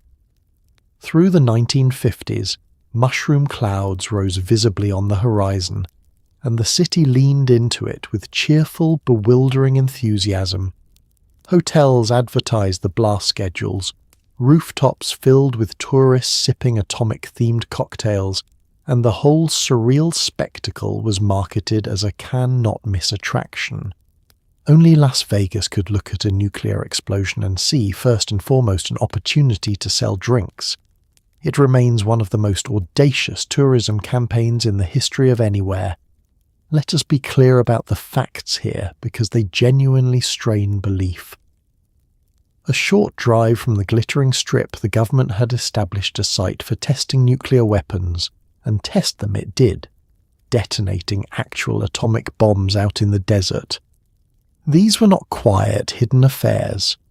The explosions were powerful enough that their signature mushroom clouds rose visibly above the horizon, plainly seen from the city itself. Las Vegas, in other words, had a front-row seat to nuclear weapons testing, close enough to watch the clouds bloom over the desert. Now, a sensible town confronted with regular nuclear detonations in its backyard might feel a certain understandable unease. It might worry about safety, about fallout, about the deep strangeness of living beside a place where the most destructive weapons ever devised were being tested. Las Vegas felt none of this. or at least admitted to none of it. Instead, with a boldness that borders on the deranged, the town looked at the mushroom clouds and saw not danger but opportunity. It saw, of all things, a marketing hook. Where others would flee, Las Vegas sold tickets. The city leaned in with an enthusiasm that has to be admired even as it baffles. Hotels actually advertised the blast schedules, letting guests know exactly when to look up for the next detonation, turning a weapons test into a scheduled attraction like a nightly show. Rooftops and terraces filled with tourists gathering to watch, drinks in hand, treating the distant nuclear explosions as spectacular entertainment.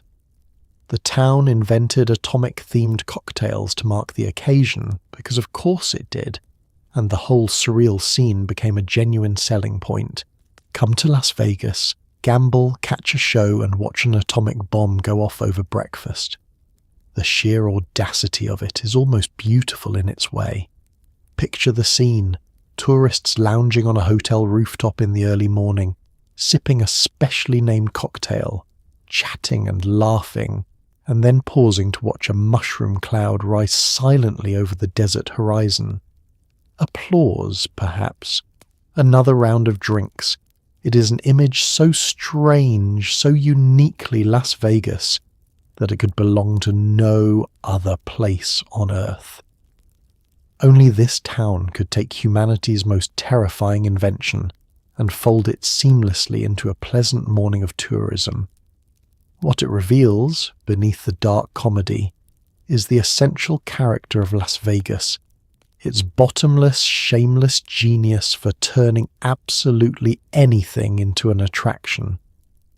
Most places have limits, subjects too grim or too frightening to package as entertainment. Las Vegas, it seems, recognized no such limits. If a thing drew attention and drew crowds, the town would find a way to sell it. Moral and existential considerations firmly set aside in favor of the more pressing question of how to move more drinks. Nuclear testing was simply the most extreme proof of a talent the city had always possessed. It stands today as perhaps the most audacious tourism campaign in the history of anywhere, a perfect and slightly horrifying distillation of what makes Las Vegas what it is. The town has never been troubled by good taste, restraint, or a sense that some things ought not to be commercialized. It saw an atomic bomb and thought of cocktails. That instinct, relentless and shameless and weirdly magnificent, is the same one that built the whole improbable city out of empty sand.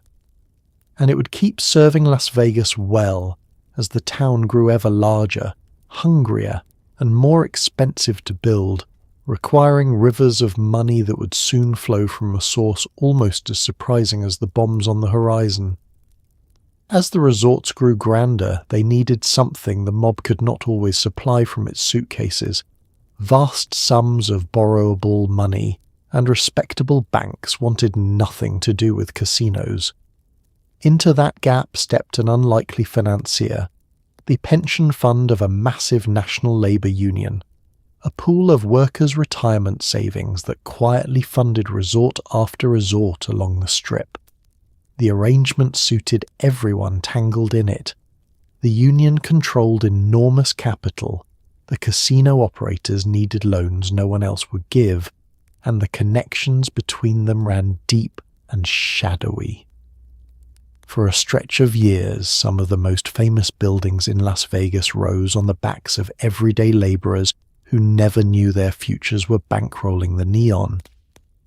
The problem the growing Strip faced was one of scale. Suitcases of skimmed cash could fund a great deal, but the ambitions of Las Vegas were ballooning faster than any suitcase could keep up with. Building a grand resort cost staggering amounts of money, more than even a thriving skim could reliably provide, and the town's dreams kept getting bigger. What the operators needed was the ability to borrow, to take out enormous loans the way any large business does.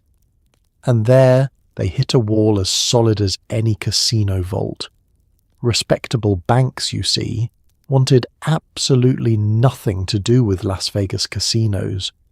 To a legitimate lender, a casino was a nightmare of risk and reputation, an enterprise tangled up with men whose names appeared in law enforcement files, running an industry built on cash and shadows.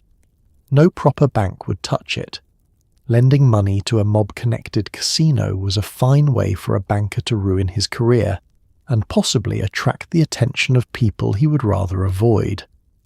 So the ordinary channels of finance slammed shut, and the Strip found itself cash-hungry, with nowhere legitimate to turn. Into this gap stepped one of the most improbable financiers imaginable, the pension fund of an enormous national labour union. Picture what that fund actually was: a vast pool of money set aside for the retirements of countless ordinary working people, hard-earned savings meant to carry labourers into their old age. It was a mountain of capital, and crucially it was controlled by people willing to lend where respectable banks refused.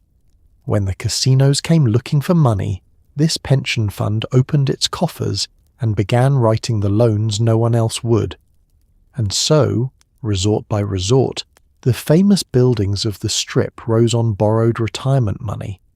The connections between the union's leadership and the men who ran the casinos ran deep and murky, a web of mutual favour and shared interest that kept the money flowing. It was an arrangement that suited everyone at the table. The casino operators got the enormous loans they desperately needed. The people controlling the pension fund got influence, returns, and whatever quieter benefits flowed from being so useful to such powerful friends.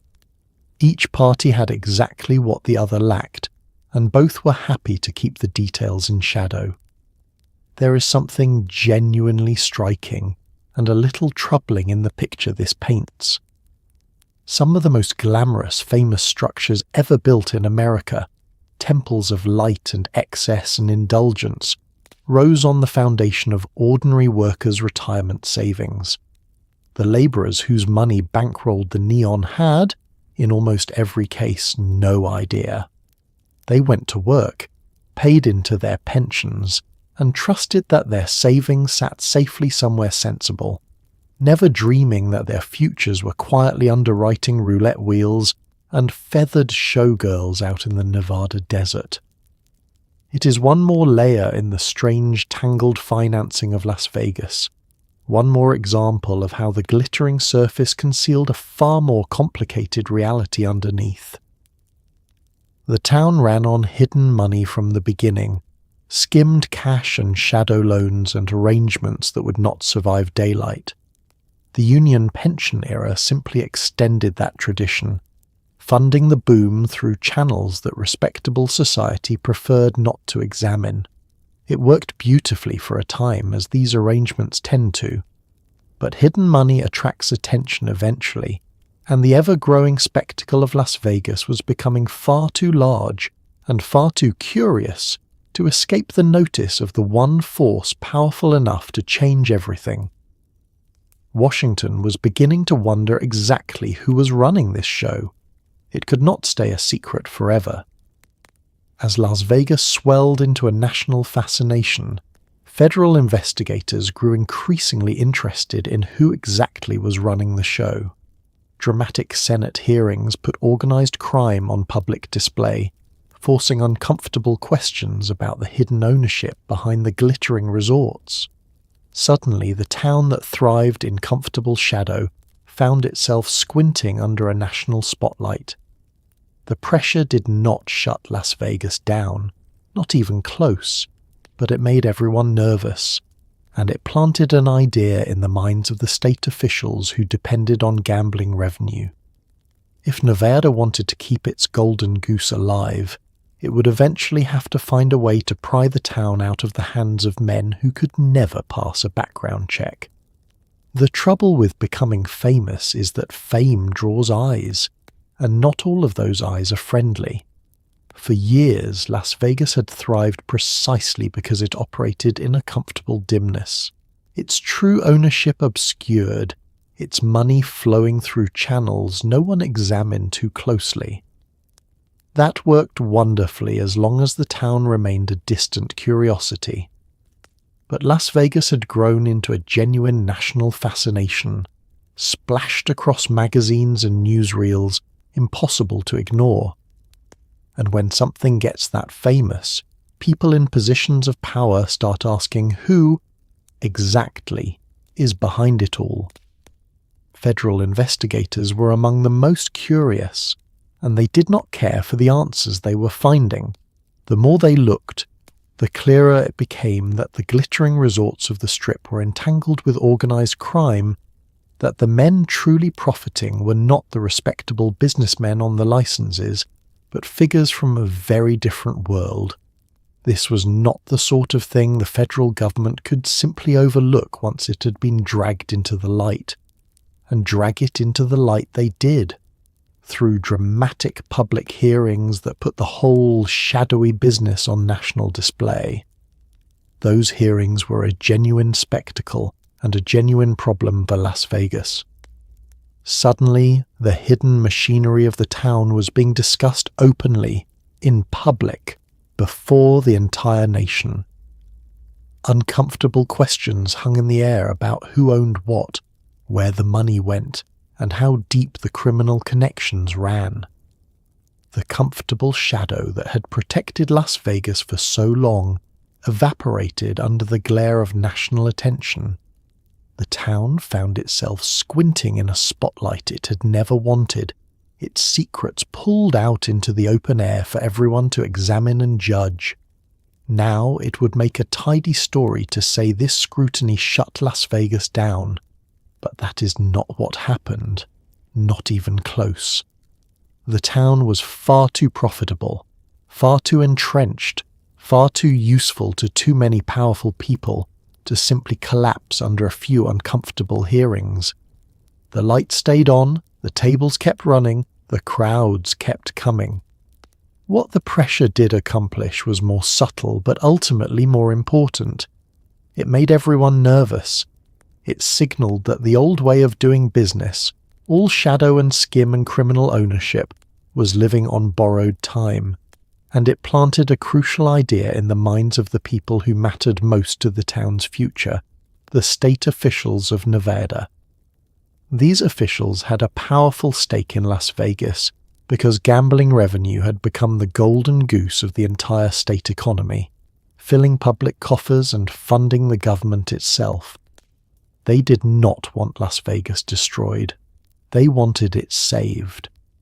But they could see plainly that federal patience was not infinite, that the criminal ownership hanging over the town was a threat to the whole lucrative arrangement.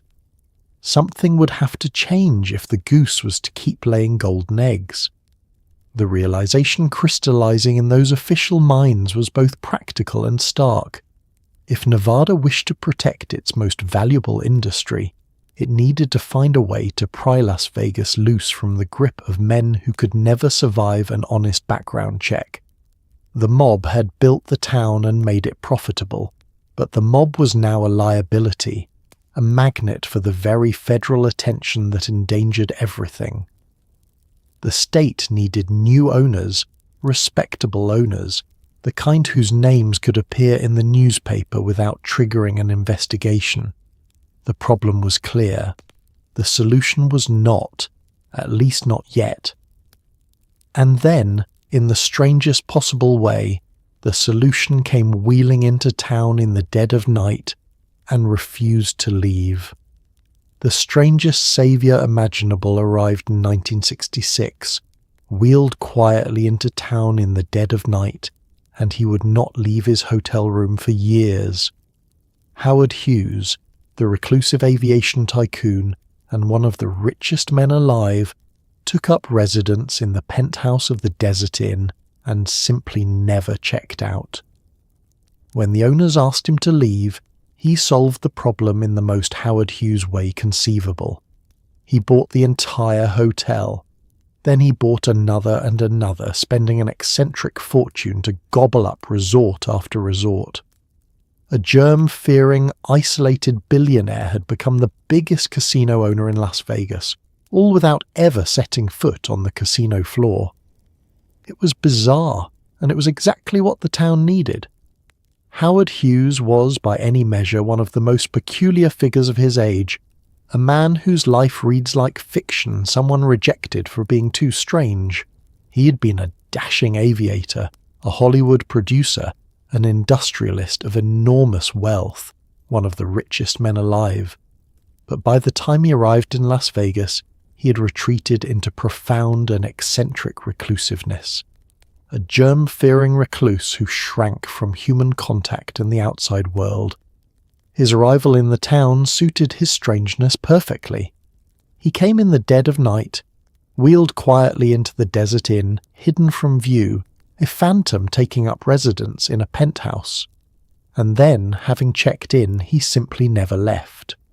Hughes settled into that penthouse and stayed, and stayed, and stayed, sealed away in his rooms, refusing to emerge into the world below. This created an amusing problem, because the hotel had every reasonable expectation that a guest would eventually depart and free up the suite. When the owners finally suggested it might be time for Mr. Hughes to check out, they discovered that this particular guest did not think like other men. His solution to being asked to leave was gloriously, absurdly direct. He bought the hotel, the entire Desert Inn purchased outright, so that no one could ever again suggest he leave a room he now owned. It is the sort of move available only to a man with a truly staggering fortune and a truly eccentric mind, the ultimate power play of someone who finds it easier to buy a building than to pack a suitcase. And having discovered how simple it was to solve his problems this way, Hughes did not stop. He bought another resort, and then another, spending his vast wealth to gobble up property after property along the Strip in a spree that reshaped the town. Consider the wonderful absurdity of the result. Howard Hughes, sealed in his penthouse, terrified of germs, shunning all human contact, became the largest casino owner in Las Vegas. He commanded an empire of gambling and glamour, of tables and showrooms and neon, and he did it all without ever once setting foot on a casino floor. He never strolled through his own resorts, never watched the dice roll on his own tables, never saw the shows or greeted the crowds. He owned the beating heart of the Strip from behind a locked door, a ghost landlord ruling a kingdom he refused to look at. It was bizarre beyond words, and yet it was precisely, miraculously, what the town needed at that exact moment. Remember the problem Nevada had been wrestling with, the desperate need to replace the criminal owners with respectable ones, to pry Las Vegas loose from men who could never pass a background check. And here, dropping from the sky like an eccentric gift, was Howard Hughes.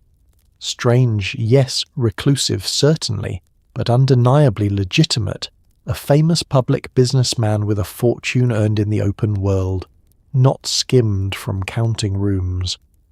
Hughes represented a new kind of Las Vegas owner, and his buying spree pointed straight toward the town's salvation. Where the resorts had been held by shadowy figures, they were now passing into the hands of one of the most famous legitimate tycoons in America. It was a strange and stumbling first step, driven more by one man's peculiarity than by any grand plan, but it demonstrated something powerful. Respectable money could own Las Vegas. The mob's grip was not unbreakable after all. And in Hughes's eccentric shopping spree, Nevada glimpsed the model that would finally, deliberately transform the town and wash away its criminal past. Hughes was strange, but he was also, crucially, legitimate. A public businessman rather than a shadowy figure with a nickname. His buying spree gave Nevada a golden idea.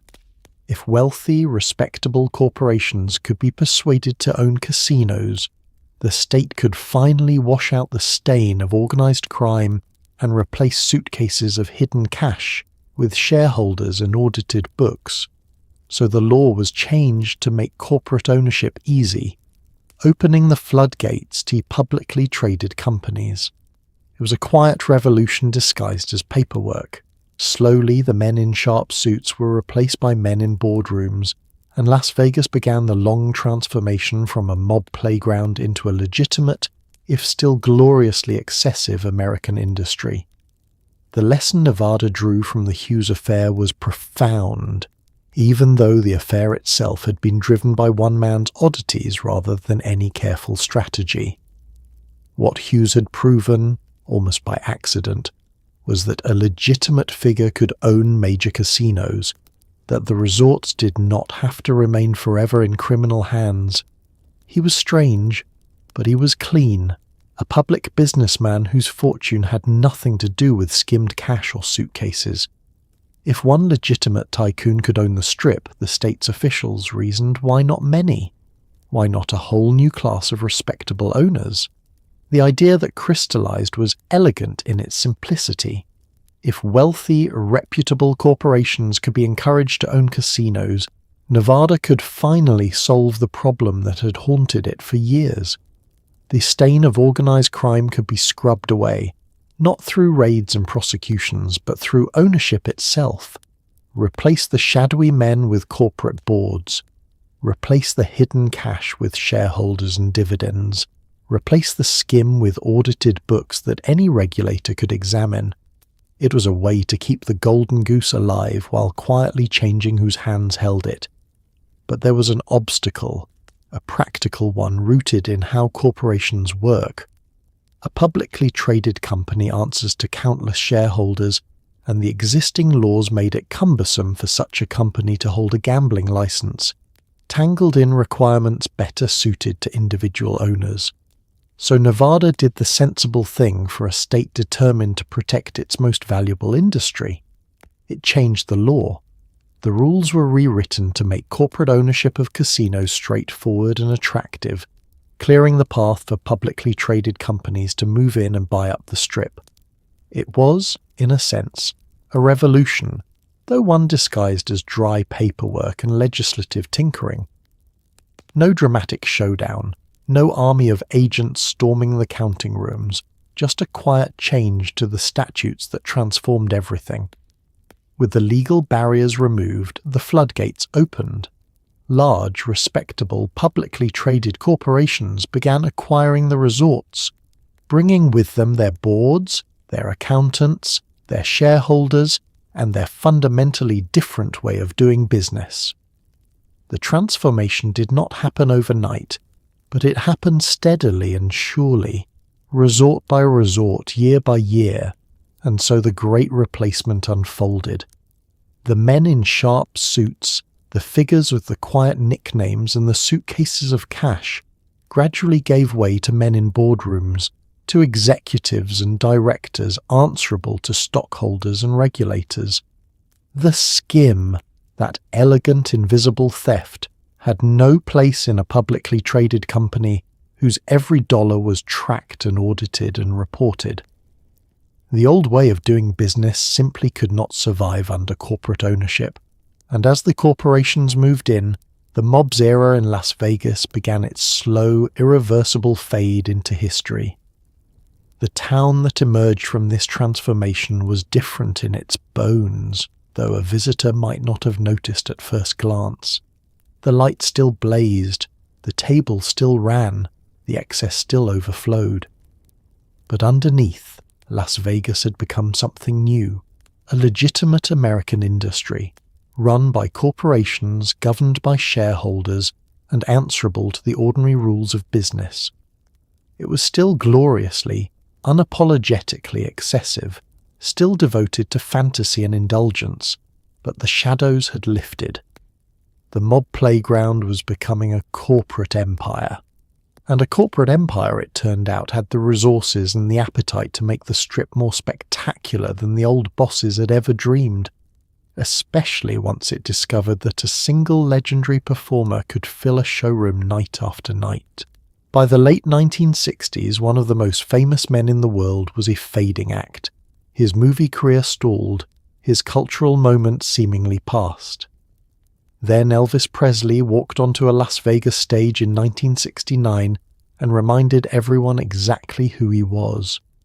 The residency was electric, a sweating, jump-suited, full-throated resurrection that packed the showroom night after night and welded the image of Elvis to the image of Las Vegas forever.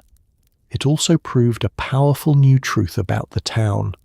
A single legendary performer planted in one hotel for an extended run could draw crowds all by himself.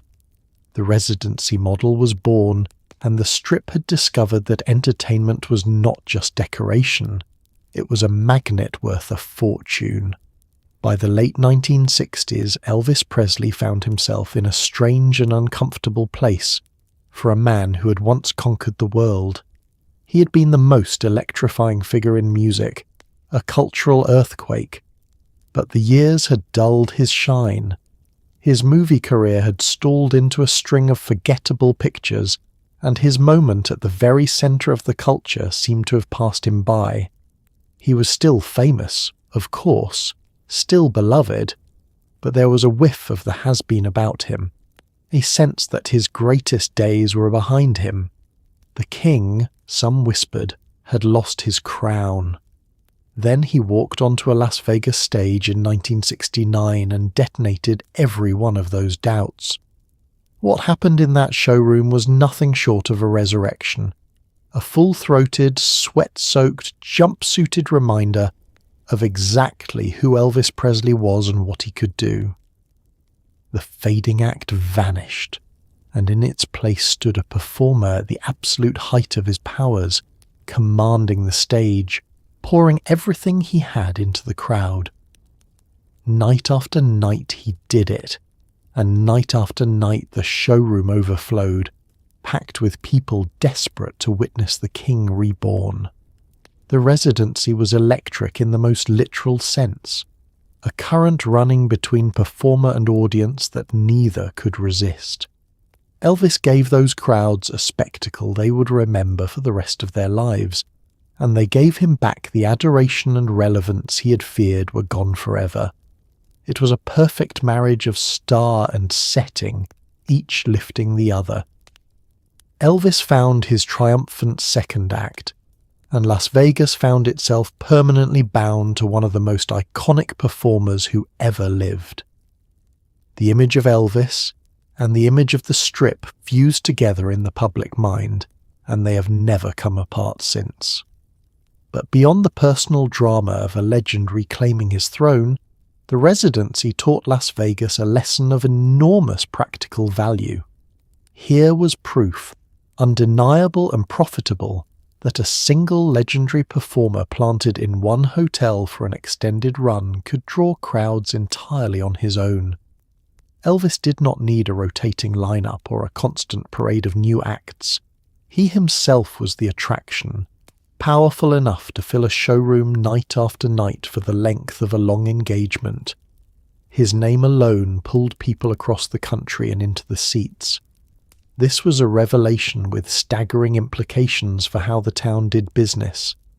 If one great star could anchor a hotel and reliably summon crowds for weeks or months on end, then entertainment was not merely a pleasant garnish on the gambling. It was a magnet in its own right, a force capable of drawing enormous numbers of paying visitors through the doors, and every one of those visitors once inside was a potential gambler, a diner, a shopper, a spender.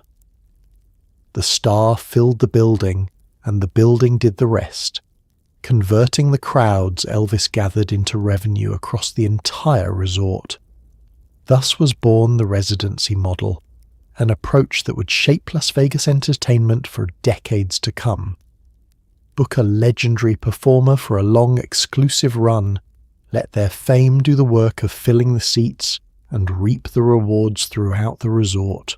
It transformed how the town thought about its shows, elevating entertainment from a supporting role to a genuine engine of profit. Elvis had proven that a name on the marquee could be worth a fortune, and Las Vegas took that lesson to heart forever. The king had returned to life, and in doing so he had shown the Strip a new way to mint money from stardom. But even as the town perfected its appeal to adults, a restless dreamer was wondering whether Las Vegas might welcome an entirely different kind of guest.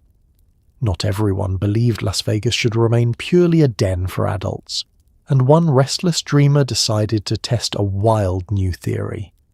He built a resort themed entirely around a circus, complete with actual trapeze artists flipping through the air above the gambling floor and a carnival midway packed with games. The early results were chaotic and strange, a casino where children wandered and acrobats soared over the slot machines. Critics scoffed. Yet the idea planted a seed that would bloom decades later. The notion that a casino could be a spectacle, a themed wonderland, a destination for the whole family and not just the lonely gambler. Las Vegas was beginning to wonder if it could be more than a vice. It could be a theme park with a cashier's cage. For its entire existence up to this point, Las Vegas had understood itself as an adult playground, a place built around the grown-up vices of gambling, drinking, and glamorous nightlife. This was the town's identity, its whole reason for being, the fantasy it sold to weekend visitors escaping their ordinary lives. The idea of children in Las Vegas would have struck most people as faintly ridiculous, like bringing a toddler to a poker game. But not everyone accepted that the town had to stay so narrowly focused, and one restless dreamer decided to challenge the assumption entirely. His wild theory took physical form in a resort themed, of all things, around a circus, and he did not do it halfway. This was a casino with actual trapeze artists flipping and soaring through the air above the gambling floor, real acrobats performing overhead while gamblers played below. There was a carnival midway packed with games, the kind of colourful, noisy attractions you might find at a county fair, dropped incongruously into the heart of a gambling establishment. The result was a place unlike anything the Strip had seen, a genuine circus wrapped around a casino, or perhaps a casino smuggled inside a circus. The early results were, by most accounts, chaotic and strange. Imagine the scene. A gambling floor where children wandered wide-eyed among the slot machines, where acrobats twirled through the air above adults trying to concentrate on their cards, where the solemn business of losing money collided with the giddy atmosphere of a carnival. It was a jarring mixture, an experiment that did not quite know what it wanted to be, and it showed. The two worlds it tried to blend, adult gambling and childlike wonder, sat together awkwardly, neither fully comfortable with the other. The critics predictably scoffed. To the established wisdom of Las Vegas, this was folly, a confused muddle that misunderstood the entire nature of the town. Gambling was for adults, everyone knew that, and cluttering the casino floor with children and trapeze artists seemed like a distraction at best and a disaster at worst. The serious men of the Strip shook their heads at the spectacle, confident that the town's true business had no room for such nonsense. A circus of all things, it was easy to dismiss, but dismissing it was a mistake, because buried inside that chaotic experiment was a seed of an idea that would eventually reshape the entire city. The notion, radical at the time, was that a casino could be more than a room full of tables. It could be a spectacle in itself, a themed wonderland, an immersive fantasy world that drew people for the experience and not merely the gambling. And if it could be a wonderland, then perhaps it could welcome the whole family, not just the solitary gambler chasing luck in a smoky room. The circus resort was clumsy in its execution, but its underlying vision was genuinely prophetic. Las Vegas, without quite realizing it yet, was beginning to wonder whether it could be something larger than a den of vice. Could it become a destination, a place of themed spectacle and immersive fantasy, a theme park that happened to have a cashier's cage at its heart. The early circus experiment suggested the answer might be yes, even if the town was not yet ready to fully embrace it. The seed was planted, dormant but alive, waiting for the right moment and the right visionary to make it bloom into something spectacular. That moment was coming, and it would arrive alongside a young developer with a genius for spectacle and the nerve to bet everything on making Las Vegas beautiful. For all its growth, by the 1980s Las Vegas had grown a little tired, its resorts aging, its glamour dulled. Then a young, ambitious developer named Steve Wynn opened a resort in 1989 that detonated the old rules entirely. It featured a fake erupting volcano out front, a habitat of live dolphins, white tigers, a lush tropical atrium, and a level of polished luxury the Strip had never dared attempt. It was staggeringly expensive, and it was a colossal success, proving that visitors would flock to spectacle for its own sake and spend freely once they arrived. Wynn had invented the modern mega-resort, and every casino owner in town suddenly realized that their old, tired buildings were about to look like relics. By the 1980s, Las Vegas was suffering from a quiet malaise, the kind that creeps up on any place that has been coasting on past glory. The resorts that had once seemed dazzling were showing their age, their glamour faded, their designs beginning to feel dated. The town still functioned, still drew its crowds, but the electric magic of its golden years had dimmed. There was tiredness to the Strip, a sense that its best days might be settling into memory. What Las Vegas needed was someone bold enough to reimagine what a resort could be, and that someone arrived in the form of Steve Wynn. Wynn was young, ambitious, and possessed of a vision that dwarfed anything the tired Strip had recently attempted. When he opened his new resort in 1989, he did not merely add another hotel to the row. He detonated the old rules entirely, delivering a spectacle so extravagant it forced the whole town to rethink what was possible. Out front stood a fake volcano that erupted on schedule, spewing fire and drama into the desert night for the crowds gathered to watch. It was pure theatre, a free show designed to stop passers-by in their tracks and pull them inside. And the volcano was only the beginning. Inside and around the resort, Wynn assembled a menagerie of wonders that felt more like a fantasy than a casino. A habitat of live dolphins, white tigers, exotic and mesmerizing, a lush tropical atrium bringing green abundance into the heart of the arid desert, and wrapping it all together, a level of polished luxury the Strip had simply never dared to attempt before, an attention to beauty and quality that made the older resorts look shabby by comparison. Wynn was not building a gambling hall with some attractions bolted on.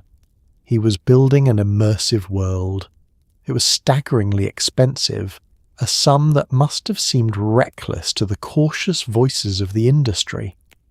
Pouring that much money into volcanoes and dolphins and tropical atriums struck the skeptics as extravagance verging on madness. Surely no amount of spectacle could justify such a cost. Surely the sensible business was still the tables, not the tigers. The doubters had made this mistake before, and they made it again, underestimating the power of pure spectacle to draw and hold a crowd. Because the resort was a colossal, resounding success, and it proved a truth that would remake the entire town. Visitors flocked to it, drawn by the spectacle for its own sake, hypnotized by the volcano and the dolphins and the tigers and the sheer immersive beauty of the place. And once they arrived, dazzled and delighted, they spent freely exactly as Wynn had bet they would. The spectacle was not a distraction from profit. It was the very engine of it, a magnet that pulled people in and put them in the perfect mood to open their wallets. Wynn had proven that beauty and wonder paid, and paid enormously. In doing so, he invented the modern mega-resort, a template that would define Las Vegas for the coming decades. This was the vision the clumsy circus experiment had only hinted at, now realized with genius and polish and overwhelming success. A resort could be an immersive fantasy world, a destination in itself, drawing crowds through spectacle and converting their wonder into revenue. And every casino owner in town understood, in a sudden cold flash, what Wynn's triumph meant for them. Their own resorts, aging and ordinary, were about to look like relics beside this gleaming new wonder. The bar had been raised impossibly high, and everyone else would either rise to meet it or be left behind. The race to build ever grander fantasies had begun, and it would require clearing away the past in the most dramatic fashion imaginable. What followed was one of the most remarkable reinventions any American city has ever staged. To make way for a new generation of enormous themed mega-resorts, Las Vegas began blowing up its own past. The famous old casinos of the mob era, buildings soaked in history and cigarette smoke, were packed with explosives and dropped to the ground in dramatic crowd-drawing spectacles. In their place rose colossal fantasies, a pyramid, a medieval castle, a slice of ancient Rome, an entire miniature version of famous world cities. The Strip transformed itself into a surreal architectural buffet where you could stroll past a canal and a fake sky in the span of a single block. Las Vegas had decided that the only tradition worth keeping was the tradition of tearing down the old dream to build a bigger one. Once Steve Wynn had proven what the mega-resort could achieve, the rest of the Strip faced a stark choice. The old buildings, the aging casinos of previous eras, could not compete with the dazzling new fantasies that Wynn's success demanded. And so Las Vegas made a decision that perfectly captured its restless, ruthless character. Rather than preserve its past, it would destroy it, clearing the ground for something grander. What followed was one of the most remarkable acts of self-reinvention any American city has ever attempted, a wholesale demolition of history in the name of the future. The method was as spectacular as everything else about the town. The famous old casinos, the storied buildings of the mob era, saturated with decades of history and cigarette smoke and legend, were packed with explosives and brought crashing to the ground. And true to its nature, Las Vegas turned even this destruction into entertainment. The implosions became events, dramatic spectacles that drew crowds to watch beloved landmarks collapse in clouds of dust and fire.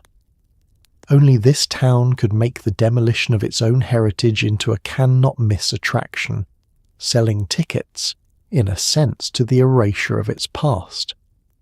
There is something almost breathtaking in the willingness to do this. Most cities cling to their history, preserving old buildings as monuments, treating the past as something sacred and worth protecting.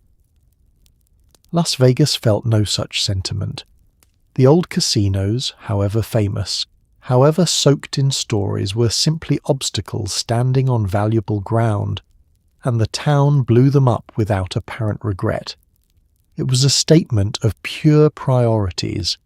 The past was not precious, the future was more profitable, and in Las Vegas, profit and spectacle always won.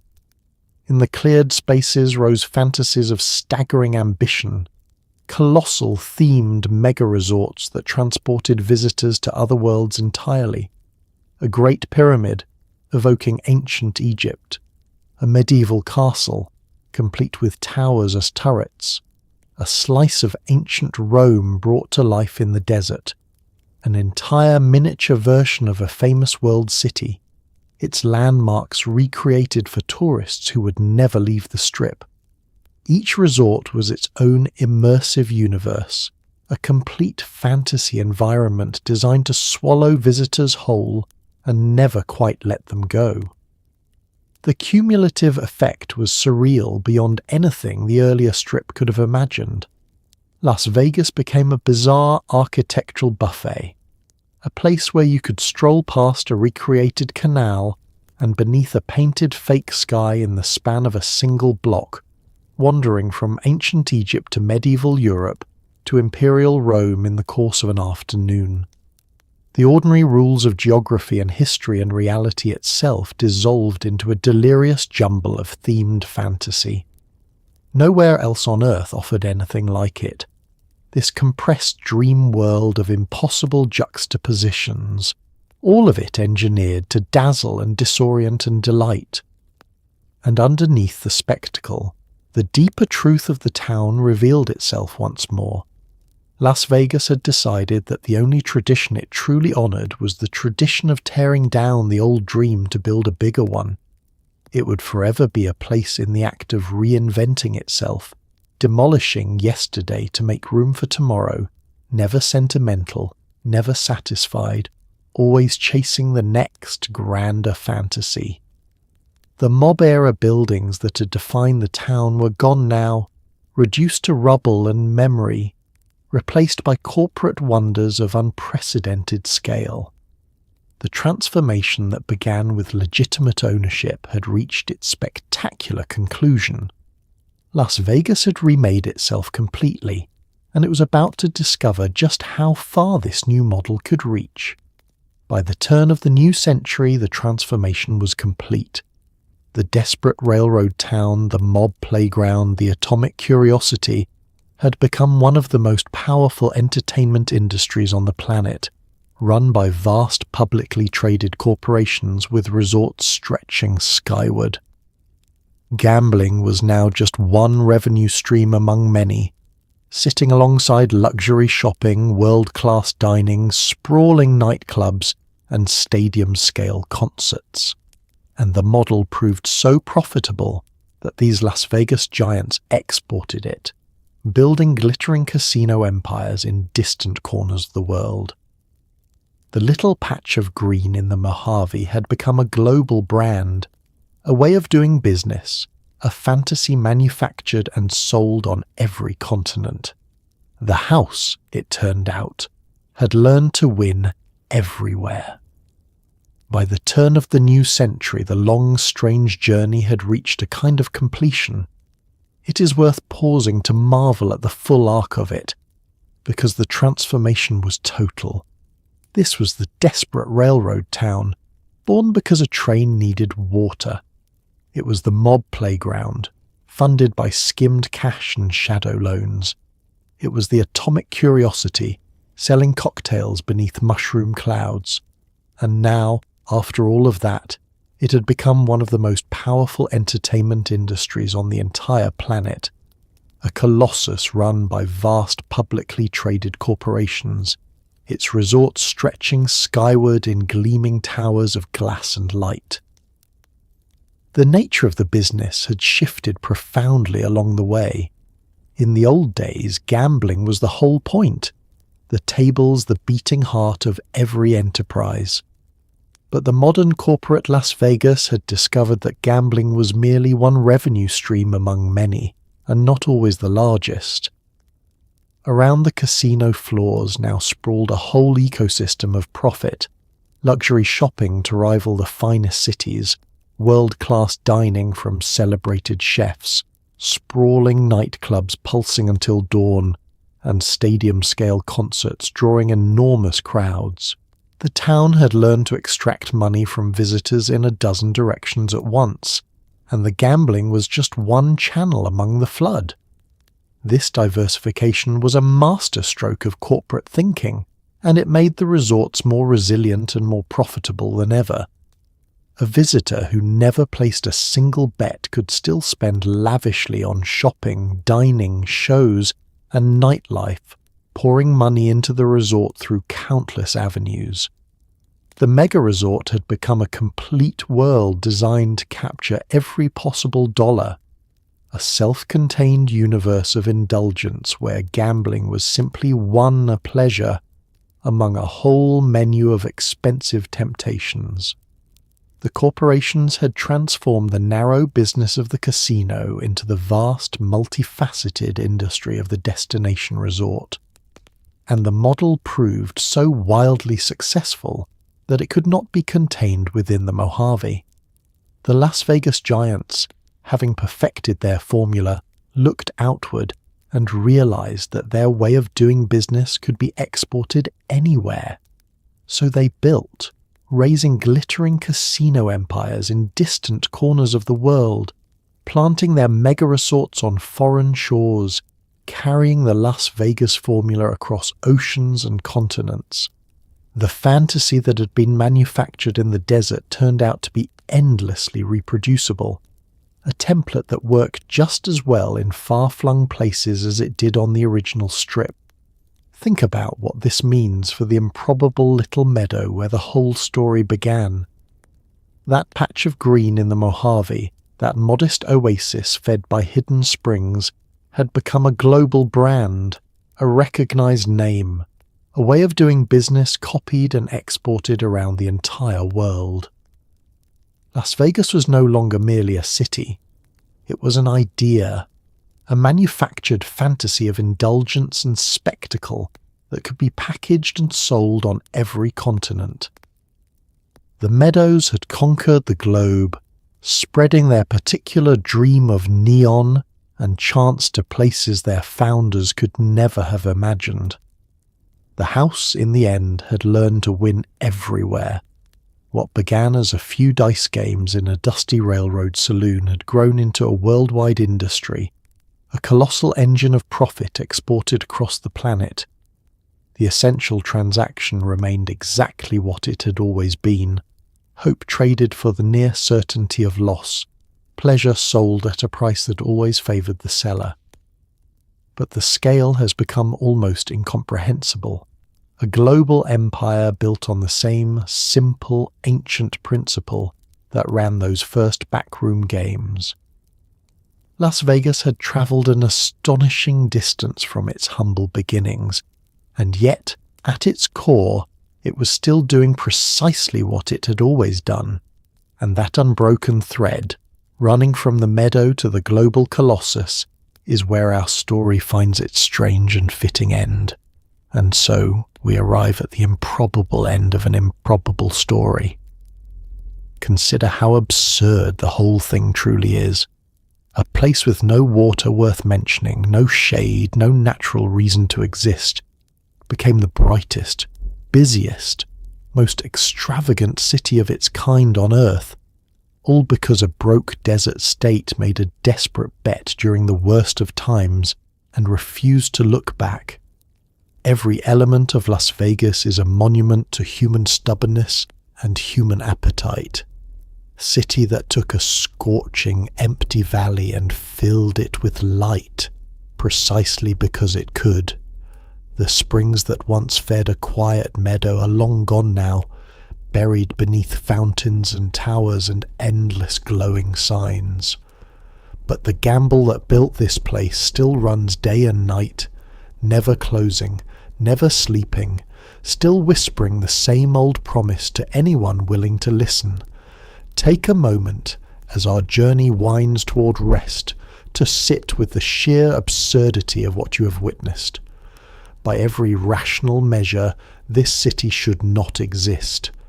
Consider the place where it stands, a valley with no meaningful water, no shade, no natural resources, no strategic importance, nothing that would ever mark it as a spot destined for greatness. It was, for most of history, a place to be avoided, a punishing stretch of desert that discouraged human settlement with heat and thirst and emptiness. And yet, against all reason, it became the brightest, busiest, most extravagant city of its kind anywhere on Earth. How did such an impossible thing happen? Trace it back and you find, at the pivotal moment, a broke desert state making a desperate bet during the worst of times. Nevada, cornered by the Great Depression, gambled on legalizing the very vices that respectable places rejected, and then refused to look back or lose its nerve. From that single anxious wager, everything grew. The whole glittering colossus, the whole global empire rests on a decision made out of desperation by people who simply needed to keep the lights on. There was no grand vision, no destiny, just a nervous bet that happened to pay off beyond anyone's wildest imagining. Everything about Las Vegas, when you really look at it, is a monument to two of humanity's most powerful and stubborn traits: our refusal to accept limits and our bottomless appetite for pleasure. The town exists because people decided that a scorching, empty valley could be filled with light, and then filled it with light purely because they could. It is a triumph of will over reason, of desire over sense, a place built in defiance of every practical objection the desert could raise. That defiant, appetite-driven stubbornness is written into every neon sign, every soaring tower, every fountain dancing where there ought to be only sand. And here is a detail worth carrying with you into sleep, a quiet irony at the heart of the whole story. Remember the springs, those modest artesian waters that started everything, the little green miracle that gave the meadows their name and drew the first travellers to stop and stay. Those springs are gone now, exhausted and buried, paved over and forgotten beneath the fountains and towers and endless glowing signs. The city grew so enormous that it consumed the very source that first made it possible. The meadow that gave Las Vegas its name has vanished entirely beneath the weight of what it became. Yet the essential thing, the true engine of the place, runs on exactly as it always has. The gamble that built this city still operates day and night, never closing, never pausing, never sleeping. The tables still turn, the wheels still spin, the money still flows in its ancient direction, and the same old promise still hangs in the air, whispered to anyone willing to listen. Come and try your luck. Maybe tonight is your night. It is the same promise that echoed in the dusty back rooms of Block 16, unchanged across all these years, still drawing dreamers into the light. So there it is, the whole improbable tale, from a quiet field of grass to a city that never sleeps. A place that had no business existing became one of the most famous places on earth, all through human stubbornness, appetite, and one desperate bet that refused to be walked back. The meadows are buried, but the dream they accidentally birthed blazes on through every desert night, tireless and unsleeping, forever whispering its promise to the hopeful and the foolish alike. And on that thought, we can let the neon blur and fade, and drift at last toward rest. So there you have it, the whole absurd, dazzling, impossible story of how a scorching patch of desert became the brightest city on earth. Tonight we wandered from a quiet field of grass fed by hidden springs, through the dusty back rooms of a rough railroad town, past the men in sharp suits and their suitcases of skimmed cash, all the way to the towering corporate wonderland that blazes in the Mojave today. We watched a broke desert state make one desperate bet and refuse to look back. We saw dreamers and gamblers and reclusive billionaires, volcanoes and dolphins and mushroom clouds on the horizon, and a whole city built on the simple, stubborn refusal to accept that some places just were not meant to exist. And there is something quietly wonderful in all of it, because Las Vegas, for all its excess and all its shameless appetite, is really a monument to human persistence, to the strange and beautiful truth that people will look at an empty, unforgiving valley and decide to fill it with light, just because they can. It took thirst and desperation, and no small amount of foolishness. But it also took imagination, nerve, and the kind of hope that keeps building even when the desert says no. So tonight, as you settle into your soft bed with cool air and clean water and not a scorpion in sight, maybe spare a gentle thought for that little meadow buried beneath the neon, and for all the restless souls who turned a wasteland into a wonder. History is often ridiculous, frequently reckless, and somehow always human. It reminds us that even in the harshest, emptiest places, people find a way to dream something into being. Rest now. Let the neon blur and fade. The desert is quiet. The springs sleep beneath the sand, and there is nothing left for you to do tonight but drift, softly and slowly, into an easy, well-earned sleep.